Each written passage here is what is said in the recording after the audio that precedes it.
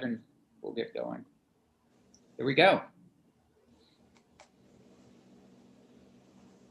Okay, thanks everybody. Welcome to Senate Education for our first kickoff meeting. I'm Brian Campion, Senator from Bennington County in Wilmington. I thought what we would do today is do some introductions as well as not only introducing ourselves to one another, but some of our key players out there, such as our Ledge Counsel and staff assistant. We would then move into the next 30 or 40 minutes and talk a little bit about our shared priorities, what's on people's minds, knowing that as Senator Balint and I think we all are in complete agreement that the first part of this legislative session, we are going to be focused on COVID and what's happening out there in our schools, what's happening out there in families. And to that end, I've asked Secretary French, Secretary of Education, to come in today to introduce himself, as well as talk a little bit about what he's seeing on the ground, what he's hearing from people, how can the legislature be helpful. And then I've also invited Secretary or Department of Health Commissioner, Dr. Mark Levine. Many of you, I'm sure, are familiar with Dr. Levine through his incredible work this past year now, keeping us all safe. And Dr. Levine can also talk a little bit about what he's seeing and what he's hearing. Of course, I respect that this is going to be overlapping with Senator Lyons' committee a bit, and it's great to have Senator Lyons and I think just about her entire committee here to work with us on these things. But I think one of the things that's on my mind with regard to COVID is, the governor did talk about his interest in having students and teachers return to school in April. I'd like to just hear a little bit about what are those benchmarks? What are the things that we're looking for? What are the kinds of things that Secretary French and Dr. Levine might have in mind before or needing to meet before opening the doors, and how can we be helpful? And then we're going to move in later on this afternoon to the usual, some of what we refer to maybe as the usual suspects, folks from the Superintendents Association, Principals Association. We'll continue this work tomorrow. Again, just getting a sense from school board members and teachers what they are seeing and what they need from the state at this point. And I think these kinds of questions will direct our work, our immediate work for the next few weeks. I've also asked Jeannie to spend some time scheduling our chancellor of the state colleges and the president of the University of Vermont, as well as our independent colleges. Please, as you're asking yourself, how can we find out, what is happening at schools? If there are people that you'd like to hear from that I'm leaving out as we do this, please let me know. And I think once we've done this, and I think it'll probably take until early next week, we can start making some decisions and working. Certainly, I think our work in this particular area, and one of the many reasons I'm grateful Senator Lyons is here, will overlap with her committee as well as appropriations. So with that, the two folks I do want to introduce you to, two terrific people, Jeannie Lowell, who is our committee assistant, who can answer, who's been the committee assistant in this committee during the Senator Brute's time as well, and so knows the work, knows the folks that we need to call on, and will be a good resource for everybody. Jeannie, thanks for being here. Glad you're back. My pleasure. Welcome, everyone. Really, really good to see you. And then Jim Desmarais, who is our Ledge Counsel, another veteran of this committee as well as education policy. Can say just as many great things about Jim as I can about Jeannie, and we're just thrilled that you're both back and willing to be with us. And Jim, thrilled you're here. Well, I'm glad I'm here too. Thank you. I will look forward to working with everybody here on the committee. So terrific. Yep. Yeah, no, I think it's a great group. So with that, what I thought we would do, knowing that we have a 2 o'clock start with Secretary French and then a 2:30 with Dr. Levine, I thought we would just spend some time going around talking about things that people would like to see addressed either with COVID or sort of post-COVID. And by post-COVID, if this committee does have time to work on other things, knowing that I think our committee, Health and Welfare and APROPS, will be some of the key committees dealing with COVID relief. If we do have some segments of time and energy to address other issues with education, I think it would be great to be thinking about that as well. And Jim can stay with us. He mentioned till 2 o'clock. This will give him an opportunity also, as we're prioritizing, to help him with some of his work. So with that, I thought we could go around and just talk for a few minutes each and see where folks are. And I'll just, I'm looking at my screen and I see Senator Perchlik, who is a veteran of this committee as well. Mr. Perchlik, Senator Perchlik, good to see you. Glad you're back. Very grateful to have you. And so would love to know a little bit about what you're thinking for this year. Great. It's great to be here. Sorry I'm not there to try to get one of the better seats around the table. So whenever you announce that we're back in the building, let me know ahead of time so I can sneak in there and put my name on one of the good chairs. You have the geographic advantage being in Montpelier. So yeah. That's good. I can get there quicker. Yeah. Yeah, it's great to have a whole new group. It'll be interesting to see how some of these discussions plan out with different folks in the room. But folks should know one of the things that we did last year was we at the legislature passed a task force on after school. And it was something that the governor had, I think, specifically asked for in relation to signing of the cannabis regulation bill. There's some language in there about how some of the money should go to prevention council's work on after school, because there's a lot of evidence showing that after school programs help with prevention as far as alcohol and drug use. So I got appointed to that task force and should let people know that 5 years ago there was a task force on after school, and Senator Campion was on that task force when he was on the Senate Ed before. So we're plowing some old ground, but with some new interest from the governor, which is really helpful, and possibly other funds. But anyway, I'm on that task force. I'm the co-chair with Representative Ajala in the House, and we're going to be coming out with a report during the session. So I hope that we can talk about that. I've learned a lot about aftercare and how important it is for a lot of different things, and what we're doing now and what we could do in the future. Another thing that I hope I can talk about is air quality, ventilation in schools. We passed, I guess funding wasn't a bill, but I brought it to the Education Committee when we were talking about what COVID connected funding we could do for schools. We had this COVID money, but it had to be, a lot of people wanted to use it for a lot of things, but it had to have a COVID connection. And we did make the connection that having the children returning to the schools was really important, that the air quality was good, that the air exchange and the oxygen levels were high, mainly the air exchange for COVID. But it was a good program because a lot of schools have deferred maintenance as far as their HVAC systems. They have HVAC systems that haven't worked, or they haven't turned them on, or they had a lot of problems, or there was a lot of schools that didn't even have any air exchange systems in place. So we, at first, Efficiency Vermont thought maybe they could get through $5 million. I think they ended up putting in $14 million of HVAC systems throughout the state to hit the deadline at the end of December. But they didn't get through all of it, and there's more to be done.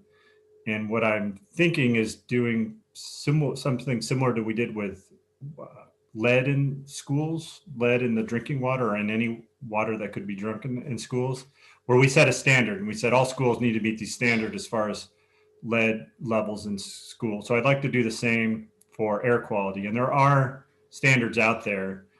ASHRAE has standards for air quality. That's the kind of the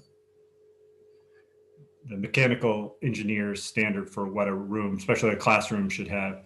So if we could set that standard and then create a grant program, especially if we had more COVID money, I think it would be great. And hopefully we can have Efficiency Vermont who ran the program talk about what they learned trying to go out to all these schools and do these HVAC systems. So that's something I'm working on now and hope to bring the committee. I'm also just interested in childcare and the overlap between childcare and education. I know the governor said in his speech about moving childcare over to AOE, and I'm waiting to hear more of the details of that, but I think it's a good example of where education and health and welfare overlap. Childcare is overseen by both AOE and AHS, so how we can smooth out those, having it either done by both or done by one of them, is something I'm interested in.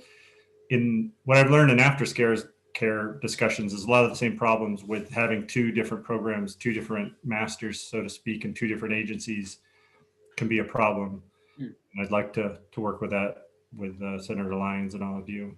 So that's my short list. Great.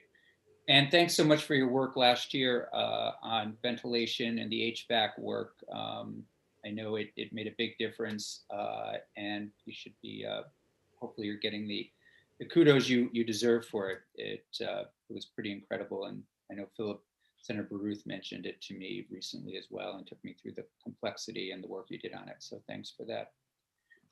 Senator Terenzini, welcome. Well, thank you, Senator Campion, and hello to everyone. I am Josh Terenzini from Rutland County. Certainly excited to be on this committee. Previously, I served a term on a school board, and so I had a couple years of exposure there, and then spent nearly 10 years on a select board. So very much a good understanding of municipal governance and funding and so on. And I'm excited to see how I can help translate some of my municipal experience to the state level. I will mention a few things I took notes of. I was excited when I learned I was on education. This was one of the committees that I did request when I was asked. So I'm glad to be here. So the first thing that comes to mind is this pandemic has highlighted so many areas of opportunity for our state. But I think broadband and cell phone service is a major deficiency that we all have seen over the last 10 or 11 months. When the decision was made to send our children home to learn that way, many of our students struggled incredibly because they didn't have sufficient broadband internet connections. And I also believe it's just disproportionately affects low-income families the most. And so I think to help our children get the best education they can, especially in light of this pandemic, that needs to be a priority. Big supporter of saving our college, state college system, especially here in Rutland County. We have a thriving university with Castleton. Not only do we want to keep the state universities going, in my opinion, but it's a huge economic driver for these communities that these colleges are in. I know that it would be devastating to the western side of Rutland County if we lost Castleton. So figuring out a long-term sustainability plan for those universities. A few other things, and I don't want to take too much time, but I'd love to, and this is certainly a large discussion, and no right solution, but figuring out a more fair and equitable way to fund education in Vermont. A tremendous amount of our constituents here in Rutland County. It was one of the most talked about during the campaign season. One of the most talked about topics was how property owners are, being crushed by the expensive taxes here. And so I would love to figure out a way that we can make it a little more fair and equitable across the board. And I'm also a big proponent. And when I was on the select board and school board, I'm proud that I was able to accomplish this. And I know that there's debate on both sides of this topic, but I believe that the studies have proven that it's the way to go.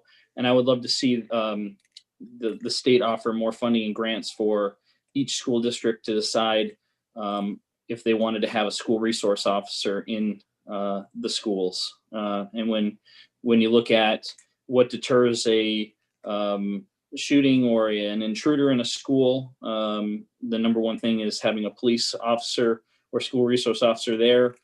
Just having the cruiser in the yard is a big deterrent. So that's something that I'd also like to see us accomplish as a committee and as a state. I also understand there's strong opinions on the other side, so I look forward to that conversation. But I think the safety of our most precious asset, our kids, is at the top of my list. So those are just a few thoughts I wanted to send out there, and thanks for the opportunity to serve on this committee with all of you. Great. Thanks so much. Terrific.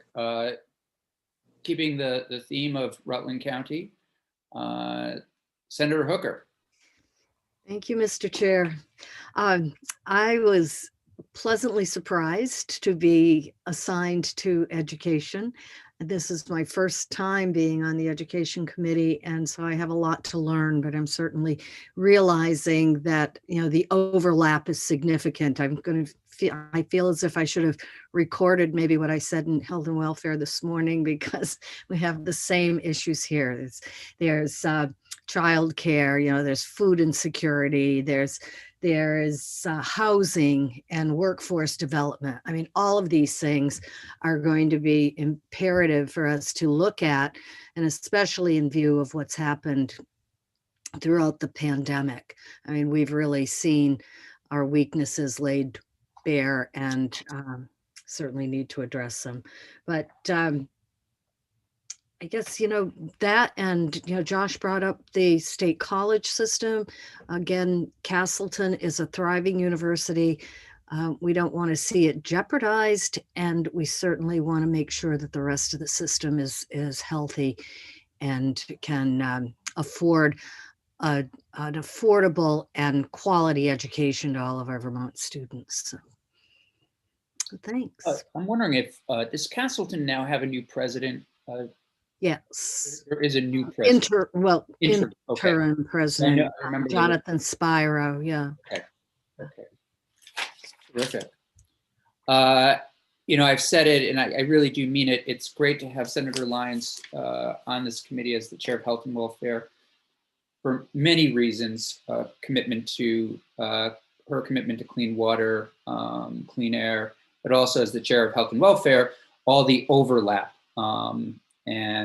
So with that, Senator Lyons, would love to hear some of the things that you're thinking about for this committee. Also, if you've, I don't know if you've had some time to think about this, are there ways to, in some of these areas that we overlap, are there ways for us to partner with your morning committee? Oh, there's no way we can work together, Senator. Of course, and one of the frustrations that we always have is an issue will come up in our committee, and I'll say, we've got to take that to Education Committee, and that, so it'll be great being able to collaborate, I think, and cooperate. No question about it. I think I wrote down a short list of 15 things that I'm interested in. I'm serious. I love it. Good. But one of them is getting rid of the F-35s that are now flying over my house. So if you hear that, I won't be able to hear a thing. Really? Okay. So, that's just a heads up. Right. Senator Chittenden knows. So I think on top of the list, of course, is how kids are faring during this remote process, and what mental health issues they have and confront. And I have talked with healthcare folks about and their interest in pediatricians in particular, about integrating some healthcare support and mental health support in schools, and how to make that happen systemically. The issue here, the issue that we're going to run into, whether it's mental health treatment and substance use disorder prevention, or other after school programs, childcare, whatever it is, we will have to put in place something that that covers costs and doesn't make the school feel overly burdened. Because I hear from schools all the time, we're not the Agency of Human Services. So having some creative solutions for these things are going to be absolutely critical. So in going to, let's see, broadband is unbelievably important. Educational equity, K through 16 and STEM programs, early education integration with childcare, and is important. A higher ed workforce, what we're looking at now is a depletion of folks who have not just certificates, but very not full college learning, but we need LPNs and we need others. So having programs that support people and keep them in the state through the CCV, the higher ed or the technical school process is very important. Broadband, again, I'm just going to keep bringing that one up. Special needs children, special education, how that integrates between Medicaid, public health, and schools and home learning. That's something that we're going to have to tackle in our committee, and I think it'll spill over into this one. The weighting analysis I'm very excited about because we have significant issues in our district regarding 79 languages in one school district. So we need to look at how we cover some of the uncovered. And so obviously prevention is so absolutely key. And we now have a prevention chief in the governor's office, but we'll be working on in the Senate Health and Welfare and a trauma-informed policies that I think now are so important in schools with a PBI and other areas. I love the after-school program, and I think what Holly Morehouse has done is exceptional.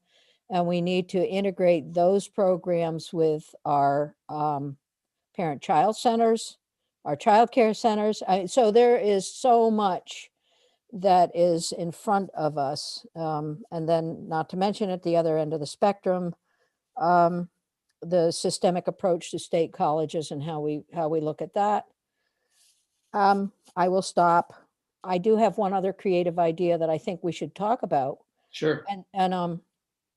So I'm a sold fan on the Vermont Youth Conservation Corps. Mhm. It is such an outstanding program in our state. Yeah. And kids, young men and women who go through that program learn a great deal, not just about agriculture, but the environment and our recreational industry. I would love to see a way that we could put together an experience for every single kid to go through a coordinated system. I think the VYCC is just the right place to ask to help us with that. I don't have a bill on that or anything, but it's been something I've been interested in for a long period of time. And obviously in the time of COVID, this becomes something that gets put on the back burner, but I just wanted to raise the issue. So there are other stuff. So I look forward to working with you guys and thank you. That's it. Great. That's terrific. Thank you. Senator Chittenden. Thank you. I would echo just about everything I've already heard. The importance of broadband and childcare, absolutely. And the funding for schools, the one thing I would just add to the conversation, this is really my campaign pitch as to why I ran. And one thing I'm going to be a repeating person or a barking dog, I always like to say on, is I want to grow Vermont. And I think one way that we can fund our schools, fund everything, is by increasing the number of people, activity, industry that's here in the state. And that's where I think a lot of our pathways to more financially sustainable solutions for everything we want to pay for is going to be by encouraging more of that in Vermont. I also am interested to hear more about the SROs and what you're talking about there, Senator Terenzini. So I'm not sure what that specific matter is, as well as what Senator Lyons said regarding languages. So I'm looking to learn as a new senator I had 3 bullet points, which I think we already talked about, except for one. For those of you that don't know me, I work at the University of Vermont. I bleed green and gold. I love UVM, all right? And I just want you to know that from the outset. I'm a twice alumni from there. I work there, and I've had many different hats at the university. But I will say this, as a Vermonter and as a state senator, not as a UVM employee, I've always looked at the VSC and the UVM dynamic with a puzzled glare. I wonder why our publicly funded institutions are separate and distinct entities competing in the State House for resources. I'd love to see ways that we can encourage the VSC to collaborate more with UVM, to have UVM extend its proven competence and its excellence and reputation throughout all corners of the state. I'm not talking mergers, I'm talking about ways, back office efficiencies, the same things that you've all read in that initial report about the VSC, how they're pushing for back office efficiencies to achieve those economies of scale. I'd like to extend that conversation. The report touches upon that, but find ways for UVM and VSC to achieve those same economies of scale. I'm thinking of data centers, learning systems, back office systems, as well as curricular alignments. I think of the articulation agreements we have with CCV. I'd love to have UVM and VSC, instead of being 2 separate entities in all of our discussions, but find ways to have them self-support each other so that we're meeting the higher education needs of the whole state. And again, I'm saying that as a state senator and as a Vermonter, not necessarily as a UVM employee.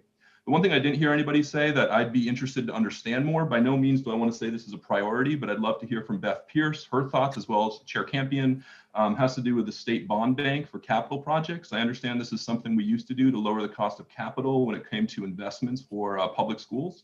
So it's something that was successful for many years. I understand it has changed over the years, but I'd just like to inform my perspective. And as we look at the things that Senator Perchulik was talking about with upgrading the all the HVAC systems and all the infrastructure of our public schools. Oh, okay. But I'm just listening to it right now. So Okay.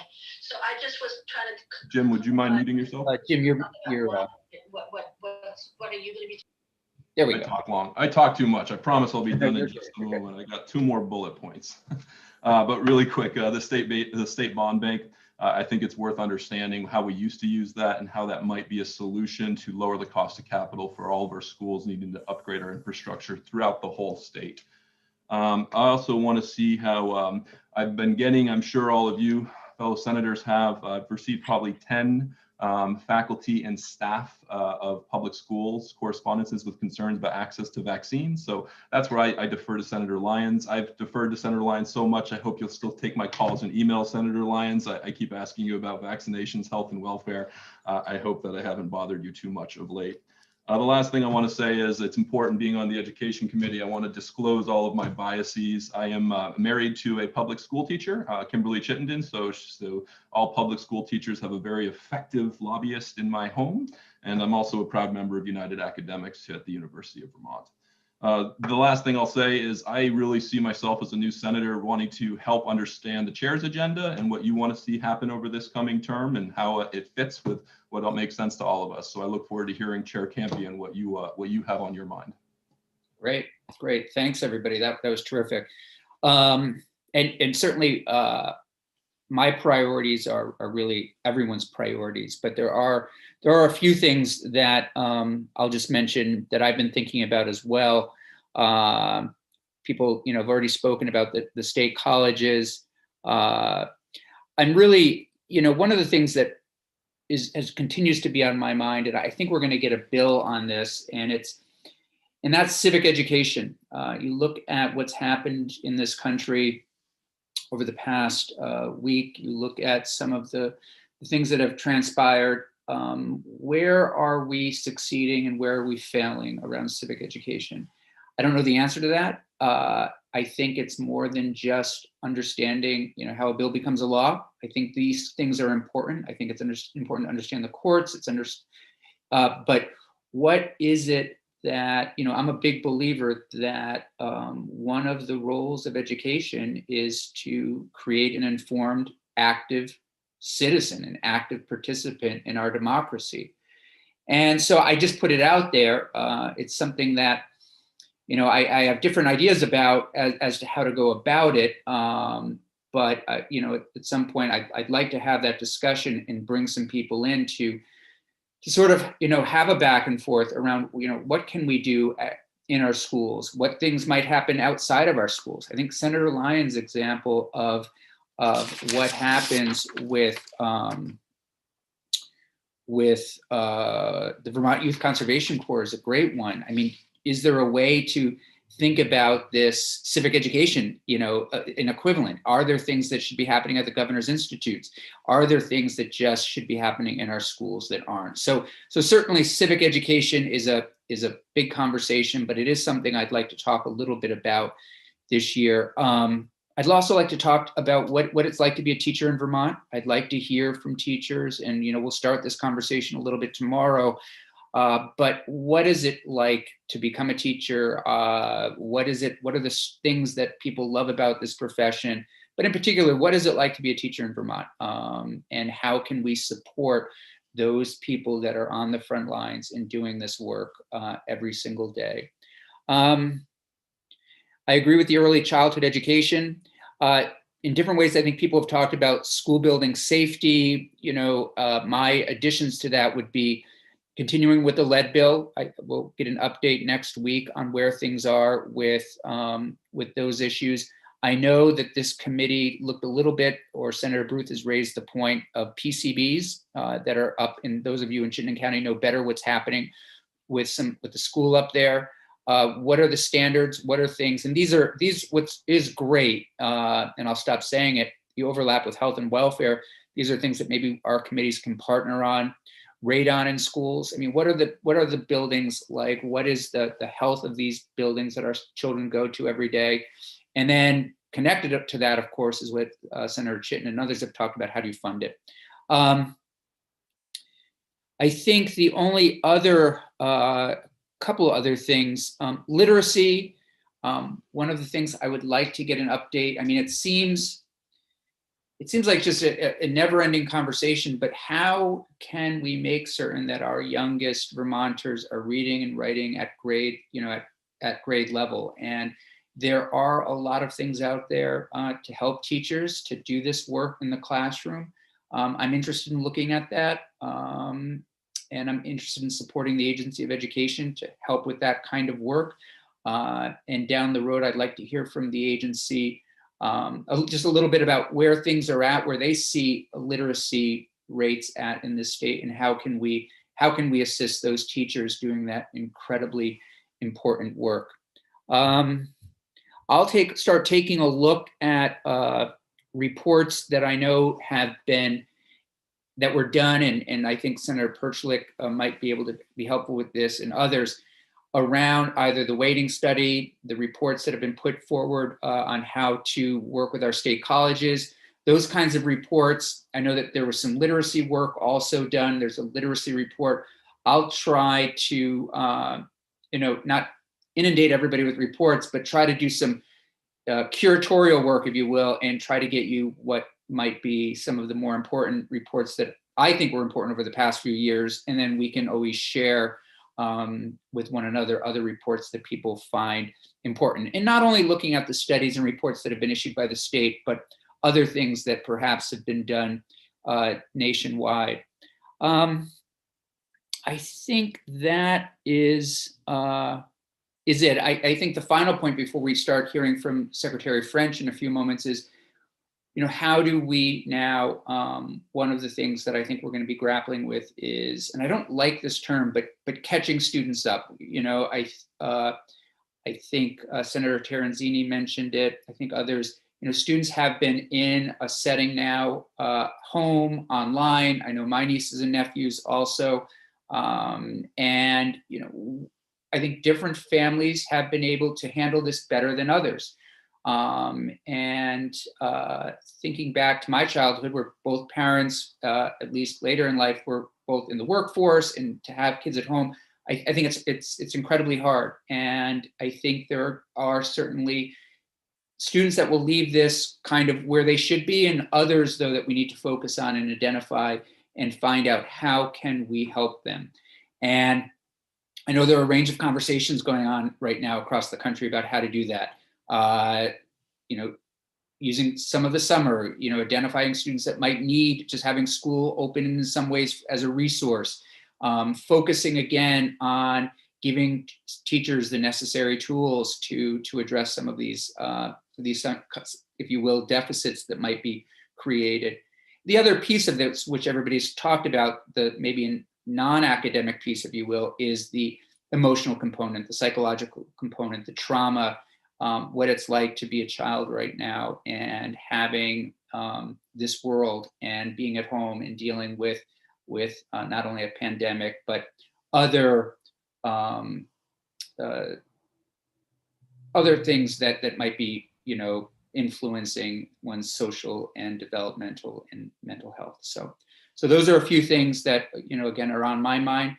I believe education really is, and I'm not just saying this, if I were put on the chair of natural resources, I don't think I'd be saying this necessarily. I really do believe it's the most important work. It's the most important committee. It's connected to everything: economic development, health and welfare, judiciary. It is the root of, again, what one does with his or her life, whether, employment, but to me, even more importantly, an active citizen in this democracy. So with that, does anybody else have any other comments or questions before we invite Secretary French in? We might have a moment to actually use the washroom or stretch, but I'm just looking to see if anybody has any questions or comments. Senator Perchlik, please. Yeah, I didn't go through my whole list, but the weighting study was a big thing that we talked about last year and thought that we'd get to, but because of COVID. And I would recommend folks looking at that, and that we spend some time to have people in to talk about that. I know others mentioned it, but I wanted to highlight it. Can links be put up so that we can just click on them and go to these reports? Do you have a link to that, Andy? Yeah, I can find it. And I guess a question for Jeannie: Are our files from last year still intact, as far as the hard files? Don't know. If she's listening, well, but I can definitely get you a link to that. Senator Perchlik, I did just send a chat to everybody saying that the weighting study should be available on the website, the General Assembly website, but definitely on our committee webpage. I haven't taken a look to see how accessible last session's documents may or may not be on our committee information page, however. Right. Jeannie, I'm sorry, go ahead, I Senator. just didn't know if they cleaned all that off the website, because there was all that was there. So, Jeannie, would you mind emailing everyone the link to the weighting study? I'll try to get a hold of it. Great, thank you. Senator Campion, can you give us a rundown of the times the committee is going to meet, just for my record? Great, sure. So we'll be meeting every afternoon, either after the floor, and of course, when there's no floor, we'll try to meet starting at about 1:15. Today, for example, there's a chairs meeting at 4, so we'll have to end a little before that. But usually we would go until about 5 o'clock. And if we could all just stay in communication, if somebody's not able to make a meeting or needs to leave at a certain time, just let me know, especially if I don't want people to miss things that are really important to them. And also just if we could all kind of arrive on time so that our witnesses and others aren't waiting. I'll tell you, Senator Terenzini, as you probably know from your dad, the end of the session it can get complicated, given that floor times go longer. We might not be able to get as much in, and then morning committees end at a certain point. And so it gets a little bit discombobulated, but I'll do my best with Jeannie's help to communicate all of this to folks as we move forward. And I'll work really hard to get the agendas up as soon as possible so everybody has an idea. And of course, this is about collaboration, and these aren't just my ideas. So anything that people are particularly interested in, or if you want to hear from particular people, please be in contact with me. Is that helpful? Yeah, it's very helpful. I've just feverishly taking notes this morning in Senator Lyons' committee, and now here. So I want to make sure I don't miss anything. So Yeah, appreciate that. Anything else? Senator Lyons is a tougher teacher. You know it. No. Listen, I just went out on our webpage, and if you go to the 2019-2020 session, you'll find all the reports there from the previous session. And then as reports come in, I'm thinking that, of course, they will be there for the current session. And I wonder if it makes sense for us just to go through on that under the reports. As those reports come in, we'll have them right there, and then we can bring them up or look at them or whatever. Sure. Yeah. Yeah, sounds good. In the meantime, if Jeannie would just send that one around just to see if you're able to, and so the Senator Hooker and everybody can have it for their evening reading, that would be great. Senator Chittenden. I just want to say, I really appreciate what Jeannie sent, the meeting links. Those, I really run my life by my Exchange calendar. So I greatly appreciate the meeting invitation with the Zoom link in there. So that's very appreciated. Yeah. No, Jeannie is great, without a doubt. So why don't we, we're waiting for Secretary French. I'm just going to take a quick trip to refresh my coffee a little bit. So I'm going to mute, but keep in mind, as Jeannie said, to remind folks, even during brief breaks, we are still on YouTube. And in just a couple minutes, we'll start with Secretary French. Thank you.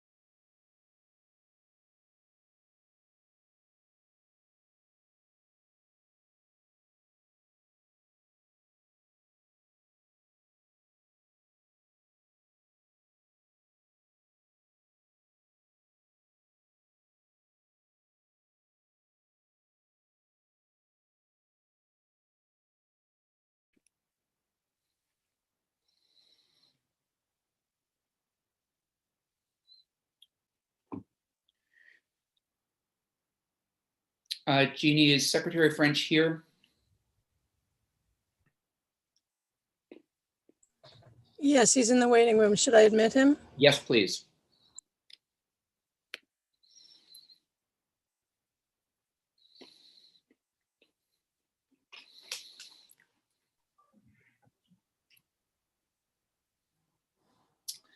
Mr. Secretary, how are you?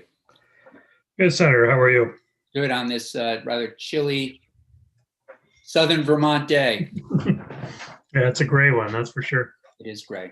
Appreciate you being with us. We'll just let everybody kind of come back in, and then we'll get started. Sounds good.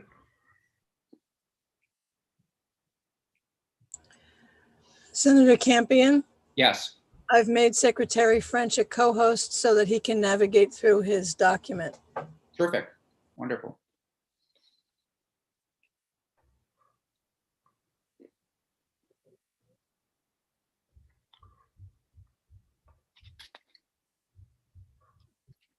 Senators Hooker, Chittenden, are you both here? Just so we can, just want to make sure before we get started. And Senator Perchlik, I mean,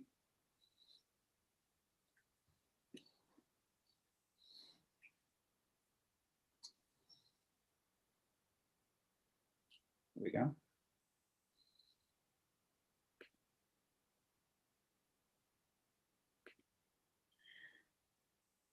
I'm very grateful and honored to welcome Secretary French to Senate Education to spend some time with us. Before we do introductions, what I've asked Mr. Secretary French to talk a little bit about today is just introducing himself, his agency, and also start by telling us a little bit about what he's seeing on the ground, with the kinds of things that we might not be seeing, and where his agency might need assistance as they continue to grapple with COVID. And why don't I leave it at that? But Mr. Secretary, I'm looking around. Do you know this incredible group of colleagues of mine? I think I know some more than others. So Right. I would Why don't we appreciate just go around and say, if everyone would just sort of say their district, that would be great, and start with Senator Hooker. Good afternoon, Secretary French. Cheryl Hooker from Rutland.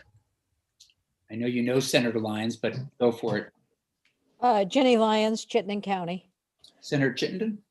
Senator Chittenden of Chittenden Senate District. Senator Terenzini? Secretary French, this is Josh Terenzini from Rutland County. And Senator Perchlik? Hello, Secretary. Andy Perchlik, Washington County. Great. All right. Well, thank you, Mr. Secretary. Well, we'll leave it with you. Well, thank you, Senator Campion, and good afternoon. It's a pleasure to be here. What I thought I'd do is Senator Campion's intro. I'll introduce myself and a brief overview of the work of the agency. Then I just put together quick slides on the COVID response. I thought that was a good way to provide an overview, but also stimulate some questions you might have for future testimony that I can follow up on. But way of introduction, I've been secretary since 2018, August 2018. More or less, it's my career as a Vermont educator. I started as a high school history teacher up in Colebrook, New Hampshire, if you're familiar with that neck of the woods, kind of near the Canadian border. Did that for 5 years, crossed over into Vermont. My first job in Vermont, I was principal of the Canaan schools, which is in the corner of New Hampshire and Quebec and Vermont, where they all come together.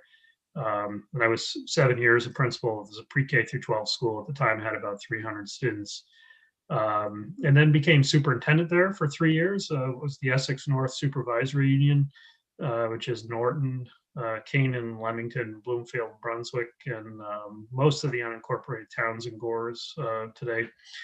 So I was up there about 15 years and then moved to Manchester, Vermont, in southwestern Vermont in 2007, where I became the principal of the Bennington-Rutland Supervisory Union. That was my last superintendency, and I did that for 9 years. Those towns are Sunderland, Manchester, Dorset, Paulet, Rupert, Mount Tabor, Danby, Londonderry, Landgrove, Weston, Peru, and Winhall. So it's kind of a large multi-district supervisory unit, as we call it. So I did that for 9 years. My job after that was at St. Michael's College, where I ran the graduate program and school leadership program for aspiring principals, special ed directors, curriculum directors, and that. It was from that position that I was appointed secretary. I also, at that time I was working at the college, I was also doing a lot of consulting statewide, largely around Act 46, but most of my work as a consultant was around operational effectiveness for multi-district supervisory unions. So the agency is about 160 employees. I think the key takeaways to know is that a large part of our work is about administering federal programs, and of which they run the gamut from special education to feeding kids, child nutrition, do some curriculum work. So pretty much any aspect of the K-12 operation you could think of the agencies involved in to a certain extent. We're not really involved in higher education, so that's the distinction I would make, and that varies around the country. Some agencies are more involved in higher ed than others. We moved to the National Life building, so we're not far from the State House. We moved to National Life last year, so we weren't long in National Life when the COVID emergency began, but that's our new home, and love to give you a tour at some point. So you have some of the slides, the PDF document that I think been shared with you. I'm just going to jump into that, and I'd be happy to take any questions as I go along. But this was designed to sort of stimulate some conversation, but also provide a useful tool for me to organize my comments. And Jeannie, I'm not sure if I can advance these or not, since you're sharing, I believe, but if you want to go to the next screen.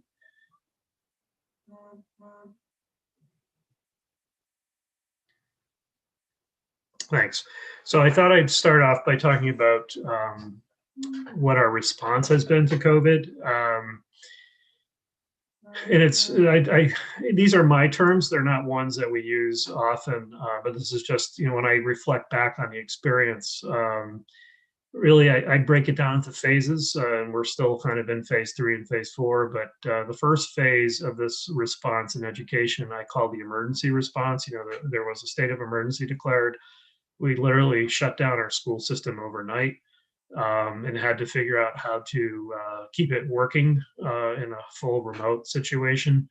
And that was a period where, the governor's executive order became sort of our construct for regulating and operating the system. So it was a very frenetic time where we had to figure out how to stand up our response to support districts, largely in communications, which I'll talk about in a minute. But really just figuring out how to keep the lights on, essentially, keep feeding kids. If you remember that time, it was a really busy, very crazy time where we were literally cranking out new, we call guidance now, we take that term for granted, but guidance that basically functions as regulation under the authority of the emergency order. So it was a very busy time. We're inventing things as we went along, trying to do the best we can.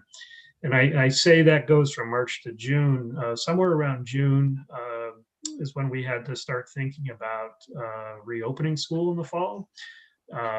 We had, under the original executive order, the governor had asked me to produce some guidance relative to high school graduation. I don't know if you remember that experience. So we had around May 8th, I was asked to produce guidance pertaining to graduation. It's right around that time point that conditions started to improve. Literally on a weekly basis, we saw the viral conditions improving. And it's around that point where we were starting to come to the conclusion, I say we nationally as well, that this emergency was not going to be over at the end of the school year. I think for those of us that work in education, we always think, the end of the school year brings the closure, and then we have the summer, and then the fall we start anew.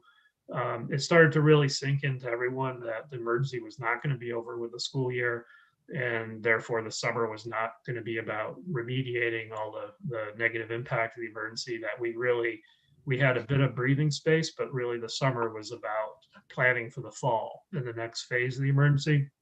So it's right around that point, around June, where we really started to engage with the planning of reopening schools in the fall.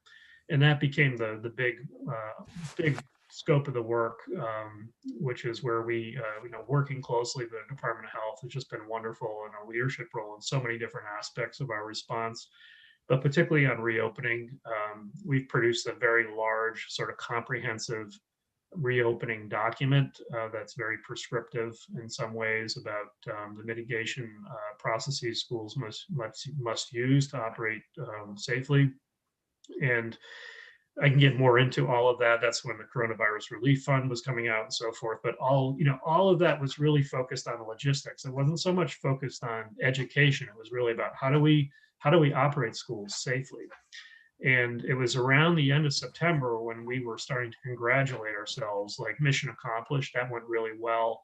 Now we can start thinking about recovery, the emergency's over.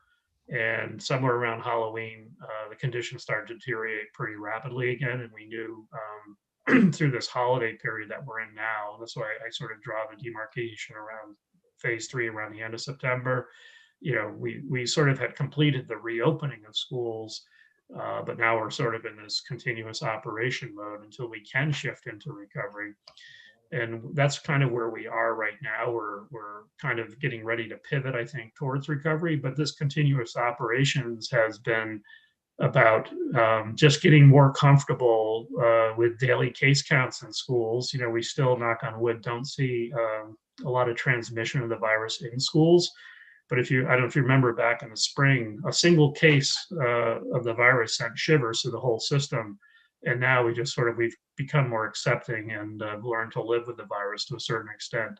But we also do the hard work of all our school employees. We're able to sort of maintain fairly safe operations in spite of the conditions. And we've been fortunate, as Dr. Fauci, when we had him in Vermont, observed, if you can maintain the good conditions in your broader society, you can do other things like operate schools.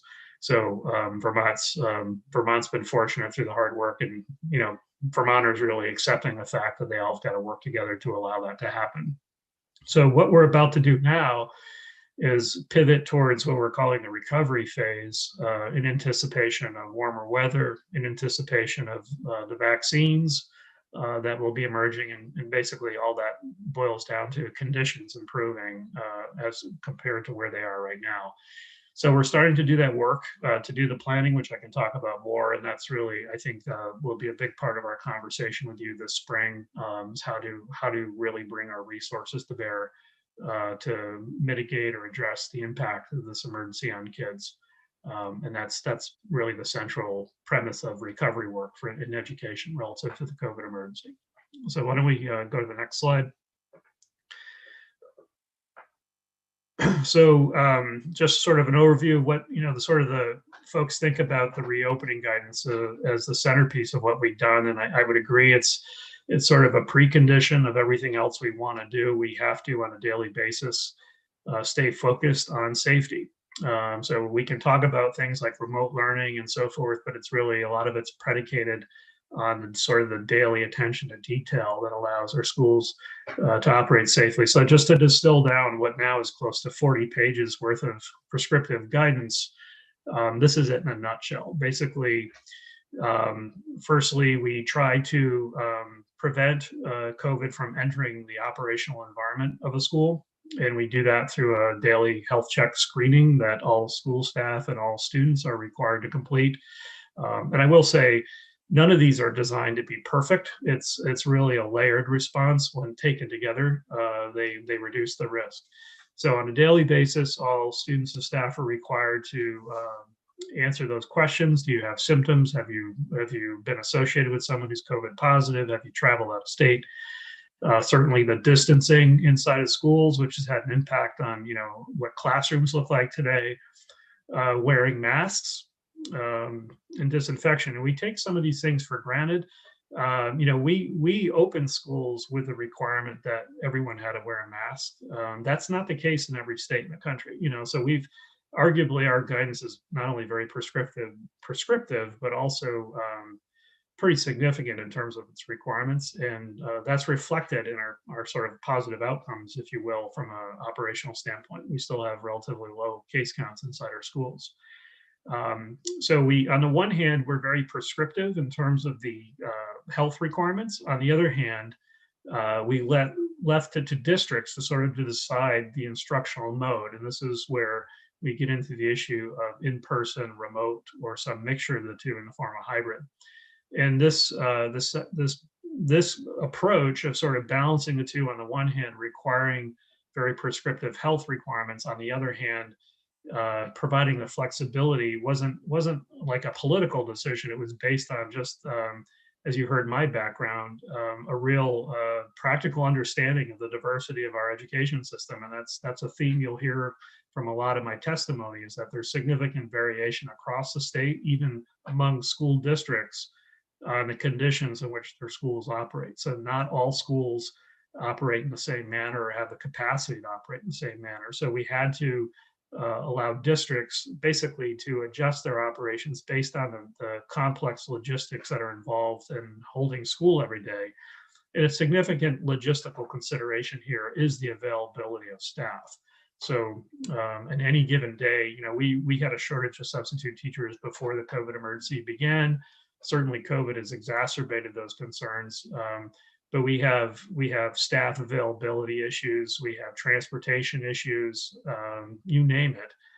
So schools are juggling all those things on a daily basis, let alone when they get a call from the health department saying you have a positive case, and then they have to move into a mode to assist the health department in contact tracing. So needless to say, this slide not only represents 40 pages of prescriptive guidance, it also represents the hard work that everyone's been doing just to keep the lights on, so to speak, in the system. And this work has created a significant amount of fatigue in the school systems right now, let alone the juggling between remote, in person, and so forth. But just all the work that goes into maintaining a safe and learning environment has been a significant, very significant undertaking on the part of our school system. Let's go to the next slide. From the agency standpoint, a big part of our response at the agency I would qualify as being communication support. We were not organized, obviously, to deal, with the logistics behind supporting our districts in a pandemic or providing leadership during a pandemic. Pre-COVID, as I sort of gave a quick overview of the agency's operations, the better part of what we do is administer federal programs. We had very little involvement in sort of the operational aspects of school districts. So we had to learn, stand up new groups and activities to do that. So we have a COVID response team that meets twice every day, in the morning, once in the morning and once in the afternoon. And they also interface with the State Emergency Operations Center. So there's a direct connection between our operational deliberations and the broader state response. We also had to figure out how to deal, with all the communications coming in and going out. So we had to stand up a help desk. So all these communication structures are really critical. Somewhere in the summer, I was dealing, through that sort of emergency phase, dealing directly as a member of the governor's cabinet and sort of that reactionary sort of mode of the planning. As we started to turn the corner into reopening schools and the prioritization of school in-person instruction, I've been plugged more directly into that. So I meet 3 times a week, Monday, Wednesday, Friday, as part of a core team that looks at the health data with Dr. Levine and so forth. We provide regular COVID updates. So we took all this communication down, and at one point it was a daily communication to superintendents. We've since weaned that down to a couple times a week. But to give them sort of a summary of what's going on, and particularly as we were producing a lot of guidance documents in the beginning. And then we started to get into a habit of doing weekly calls with the superintendents. So I do a statewide video call. The superintendents they're the CEOs of their school districts, so they're more aligned from an operational standpoint with my authority. So it's important that we retain very close communications, more so than some of the other entities. We started just out of necessity doing a weekly call. We've talked a couple times on and off. I can look back at my calendar and say, maybe we can stop doing this in May, and we've continued to find it very useful process.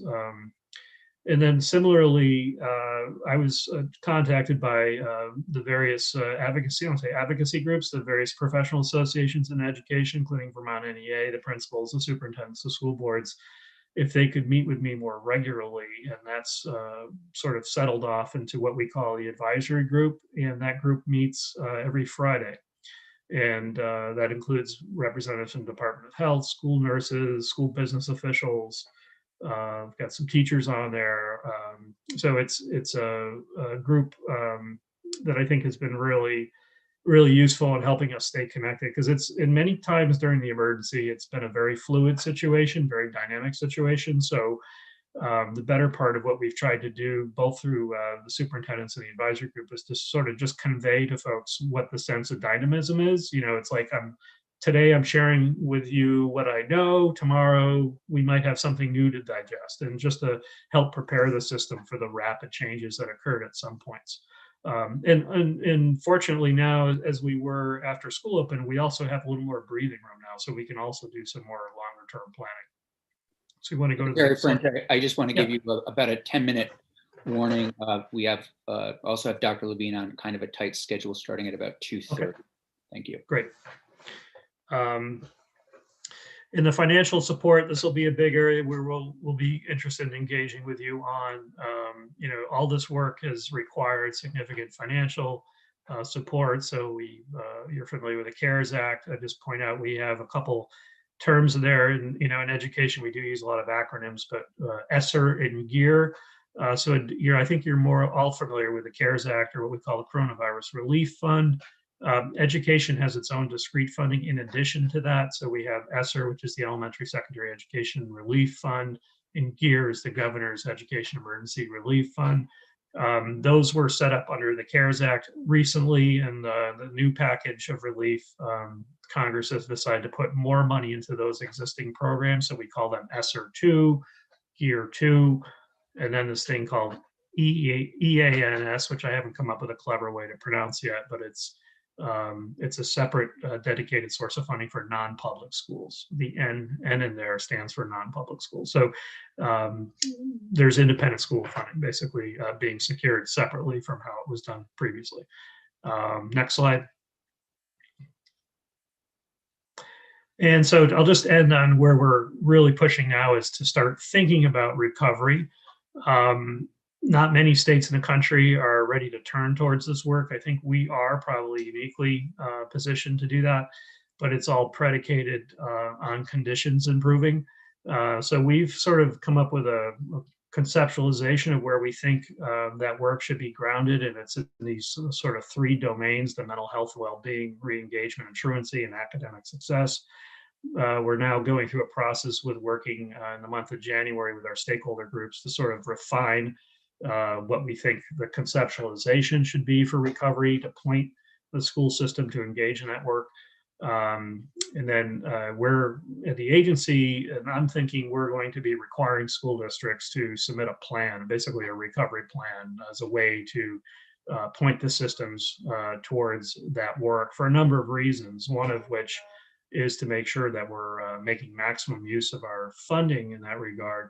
But also we expect that there's going to be an increased need to coordinate other resources from other aspects of state government, such as mental health and youth services and so forth. So it's going to be useful to create a structure to begin to really assess what the impact of the emergency has been on kids, and then to organize our support systems. So I think I'll end there. We've got a few minutes left. To be happy, this is a real sort of general conversation. Be happy to answer any questions from an introductory standpoint or on COVID specifically. But I look forward to working with you this session. We have a lot of work to do together. So questions, if you don't mind, I'm just going to kick it off, and then if anyone has one, please just indicate. So when will you determine how you'll assess? Prior to your coming on, we talked about there are going to be some students out there that during this time it was okay. It was okay. Families were able to bring different people in, tutors, a parent may have been home. Things might have worked out in some regards, but in others, it was students may really be behind. What will that assessment look like? How do you plan to do it? And when might you come to us and say, hey, this is a picture of where things are at? Yeah, it's a great question. I think, we're, just so you're aware, it's probably the number one or number two hot button issue for the new Secretary of Education to figure out to what extent we'll be offering the required national assessments. In Vermont's case, that's the SBAC, the Smarter Balance Assessment. So we have to answer this from a national perspective. We don't necessarily have the flexibility not to give those tests, but this issue of assessment, or I'll call sort of more broadly a triage, we have to begin to sort of do some measurement, and this will be one of the questions we engage with districts with. I'm not confident that the large summary assessments are going to provide enough useful information quick enough for us. So we're going to have to figure that out. But I think it is, in spite of the complexity of that question, I think the simple answer for now is that this is one of the reasons why we have to put a priority on in-person instruction. So to even do the assessment requires in-person contact with students. So we're just going to, for now, push the system towards more in-person instruction if conditions allow it, and knowing that the system itself has built-in sort of assessment capacity. And we've got some ideas on how to get that information together at the state level, but that will be one of the big questions we try to answer as part of the recovery planning conversation. Thank you. Questions? Comments? Yes, Senator Hooker. Thank you, Senator. Secretary French, I'm curious to know how you handled like the staffing situation when, there's a dearth of subs, as you said, and not to mention that we don't have a full complement, I don't believe, of teaching staff. I mean, we could certainly use more. So how did you handle it during the pandemic so far? And what are your plans to improve that situation? Yeah, it's a really challenging piece. It's one of the variables that really made us decide to introduce that sort of flexibility at the local level, because we knew staff availability wasn't going to be there to, let's say, require in person. So firstly, one of the strategies is to give districts the flexibility to move between in-person, remote, and hybrid, because that allows the broadest use of staff, meaning there are some staff who are available to teach remotely who might not be available to teach in person. So that was the first thing. A second pattern is we've been very flexible on the granting of waivers, particularly for school board members. So we've had a large number of school board members volunteer or step forward to be subs. Typically, they're not allowed to be regular employees of school districts. So we've really gone out of our way to support them to do that.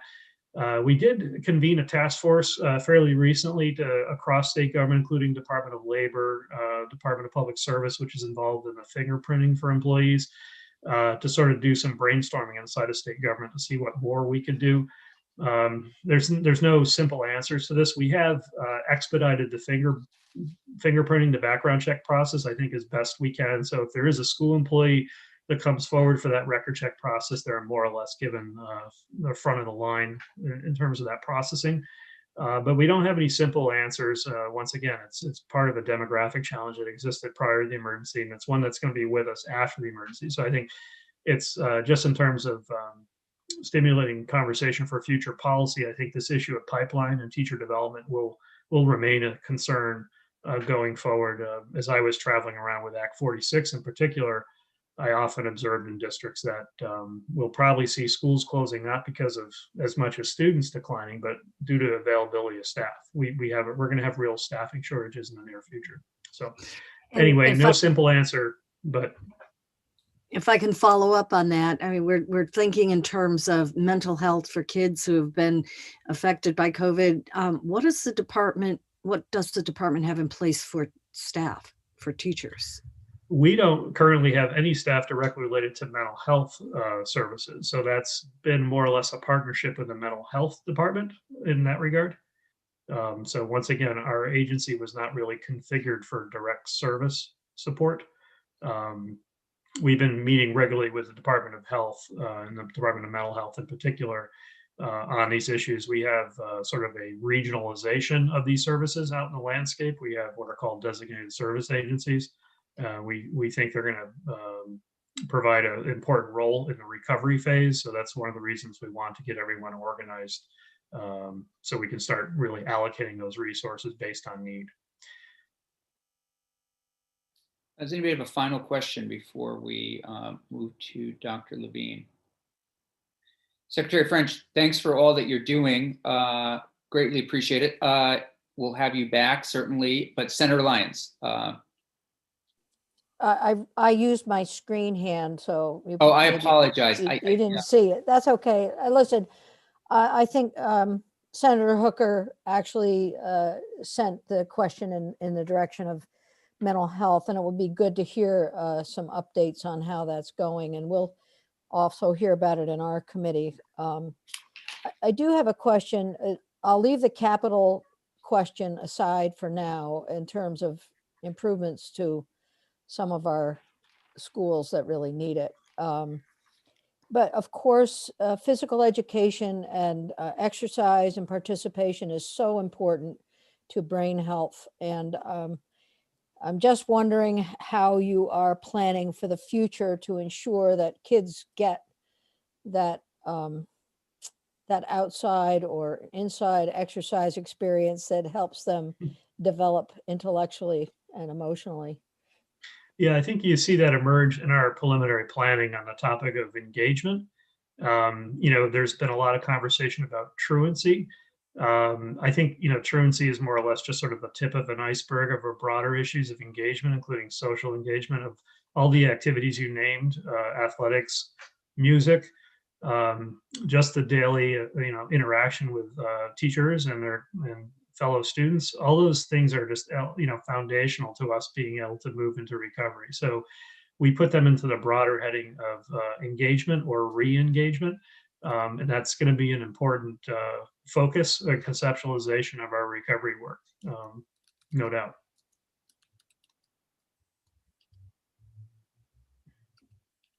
Great. Thank you, Secretary French. And we look forward to having you back in committee probably sooner rather than later. Thank you. I look forward to working with you. Take care. Thank you. Feel now that we have probably, I think some would refer to him as a statewide celebrity these days.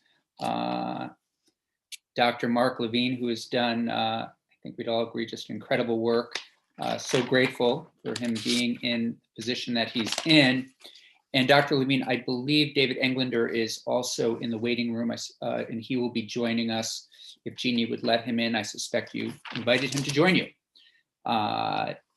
So what we thought we might do, Dr. Levine, and you probably know that you're muted, before we kick it off, we thought we might just introduce ourselves, but the overarching themes, if you will, perhaps give us an update on what you're seeing right now statewide. I think, we all, many of us have followed your work closely in your weekly addresses, which have been incredibly helpful. And then benchmarks, things that you'll be looking for going forward with regard to what are the kinds of things that you'll want to have in place or that you'll be seeing that you'll say to the governor and to others, okay, let's move forward with schools reopening statewide. And then I know it's on people's minds. It was in the Bennington banner, different people are asking it. And I know Senator Lyons also will be looking at this and I think we'll just like an update on vaccinations of teachers, school employees, children, that kind of thing. But before we get to all of those, I just thought we'd just go around and introduce ourselves. You and I have met a little bit. I'm Brian Campion, State Senator from Bennington County and Wilmington. To my left is Senator Lyons. Good afternoon. It's good to see you, Judy Lyons, Chittenden County. To my right is the good senator from Rutland, Senator Terenzini. Hello, Dr. Levine, Josh Terenzini from Rutland County. His counterpart, Senator Hooker. Cheryl Hooker from Rutland County. It's nice to see you. And then we have Senator Chittenden. Dr. Levine, I'm Thomas Chittenden. I've heard you speak at the South Burlington Rotary. Thank you for everything you've been doing for the state of Vermont. And Senator Perchlik. Hi, Andy Perchlik, representing the 18 towns and 2 cities of Washington County. Impressive. So great. So thank you, Dr. Levine, for being with us and looking forward to hearing from you and taking some questions. Sure. I'll try not to, I'll keep my comments on the briefer side so that you can have plenty of question time. How much time are we spending together? Well, we have until 3. I mean, we can go as long as we have to stop. I think we have somebody coming in at 3:15. We were thinking about a little break in between there. But 3 o'clock would be nice, 25 minutes. Good, thank you. So for a little bit of a statewide update, it's no mystery to anyone that we're obviously seeing the highest levels of cases we've seen throughout the pandemic at this point in time. and really, since Thanksgiving, to be real, a little bit after Halloween as well.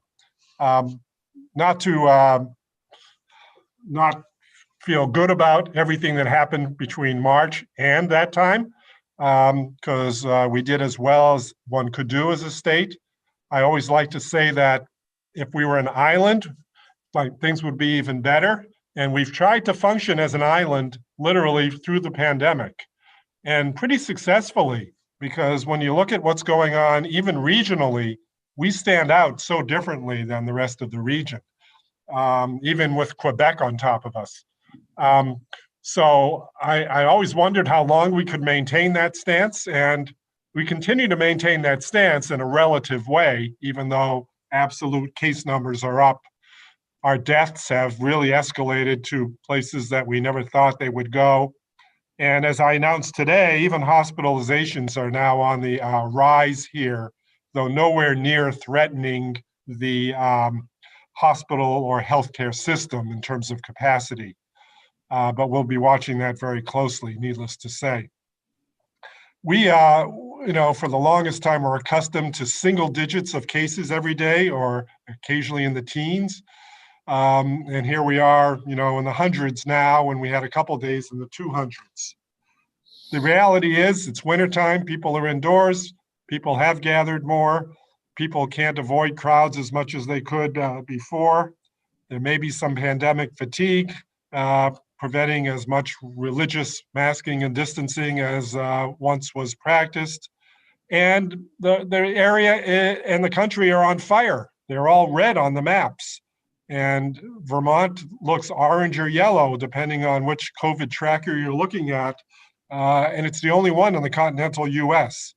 So at the very least, we'd like to maintain that, to say the least. The success story of Vermont has a lot to do with compliance of people, because fundamentally, complying with public health guidance is what got us to where we are. And will hopefully keep us safe for the future. In addition, we did have a very strong attention to protecting the most vulnerable, and that continues. We've been less successful, or we wouldn't have had deaths in those settings, but the reality is we could have had way worse a picture. When you look at the number of long-term care facilities that have actually been threatened or actually had outbreaks and deaths versus those who have not, we've done relatively well in that regard. If you want to look at our three priorities, one is reducing illness and saving lives. The second is keeping an economy vibrant and workplaces open. And the third is really where we're here to talk about today, which is having as much in-person education as possible and keeping our education system open. Those are really where we're going for priorities in the state. And that should probably, let me segue from that to a little bit of discussion about the education arena before I get into the benchmarks. I think the education programming that we've gotten to this point in time is a real success story, if you will. It's been success for students and their parents, for teachers and the staff, for ability to collaborate across state government and the close working relationship we've had with the Agency of Education. And actually, even beyond that, for public healthcare sector partnership, because it was no mistake that we opened up education with a lot of people at the table. Obviously, education professionals, but from the medical side, pediatricians, infectious disease experts, school nurses, public health and epidemiology experts, you name it. We had a large table, and health got to inform the process very well. And I hope everyone in this committee looks at the fall, we'll call it the fall semester for lack of a better word, looks at that as a success story in Vermont. Even if a lot of students were still in hybrid, even if not most students were not in person 4 to 5 days a week, it was a true success story, knowing we have a long way to go. You may be familiar with this document. strong and healthy start. This is essentially what catalyzed the reopening. It was a safety and health guidance for reopening schools. It's on its third version, if you will. It's been an iterative public document, first issued in June, revised twice. The last one was October. And literally everything we've learned about managing a pandemic is within its pages. And health has been in a very supportive role with regard to that. The kind of content it has builds on science that we understand about how the virus impacts adults, adolescents, and kids differentially, and acknowledges those differences and capitalizes on them in trying to improve the experience for all.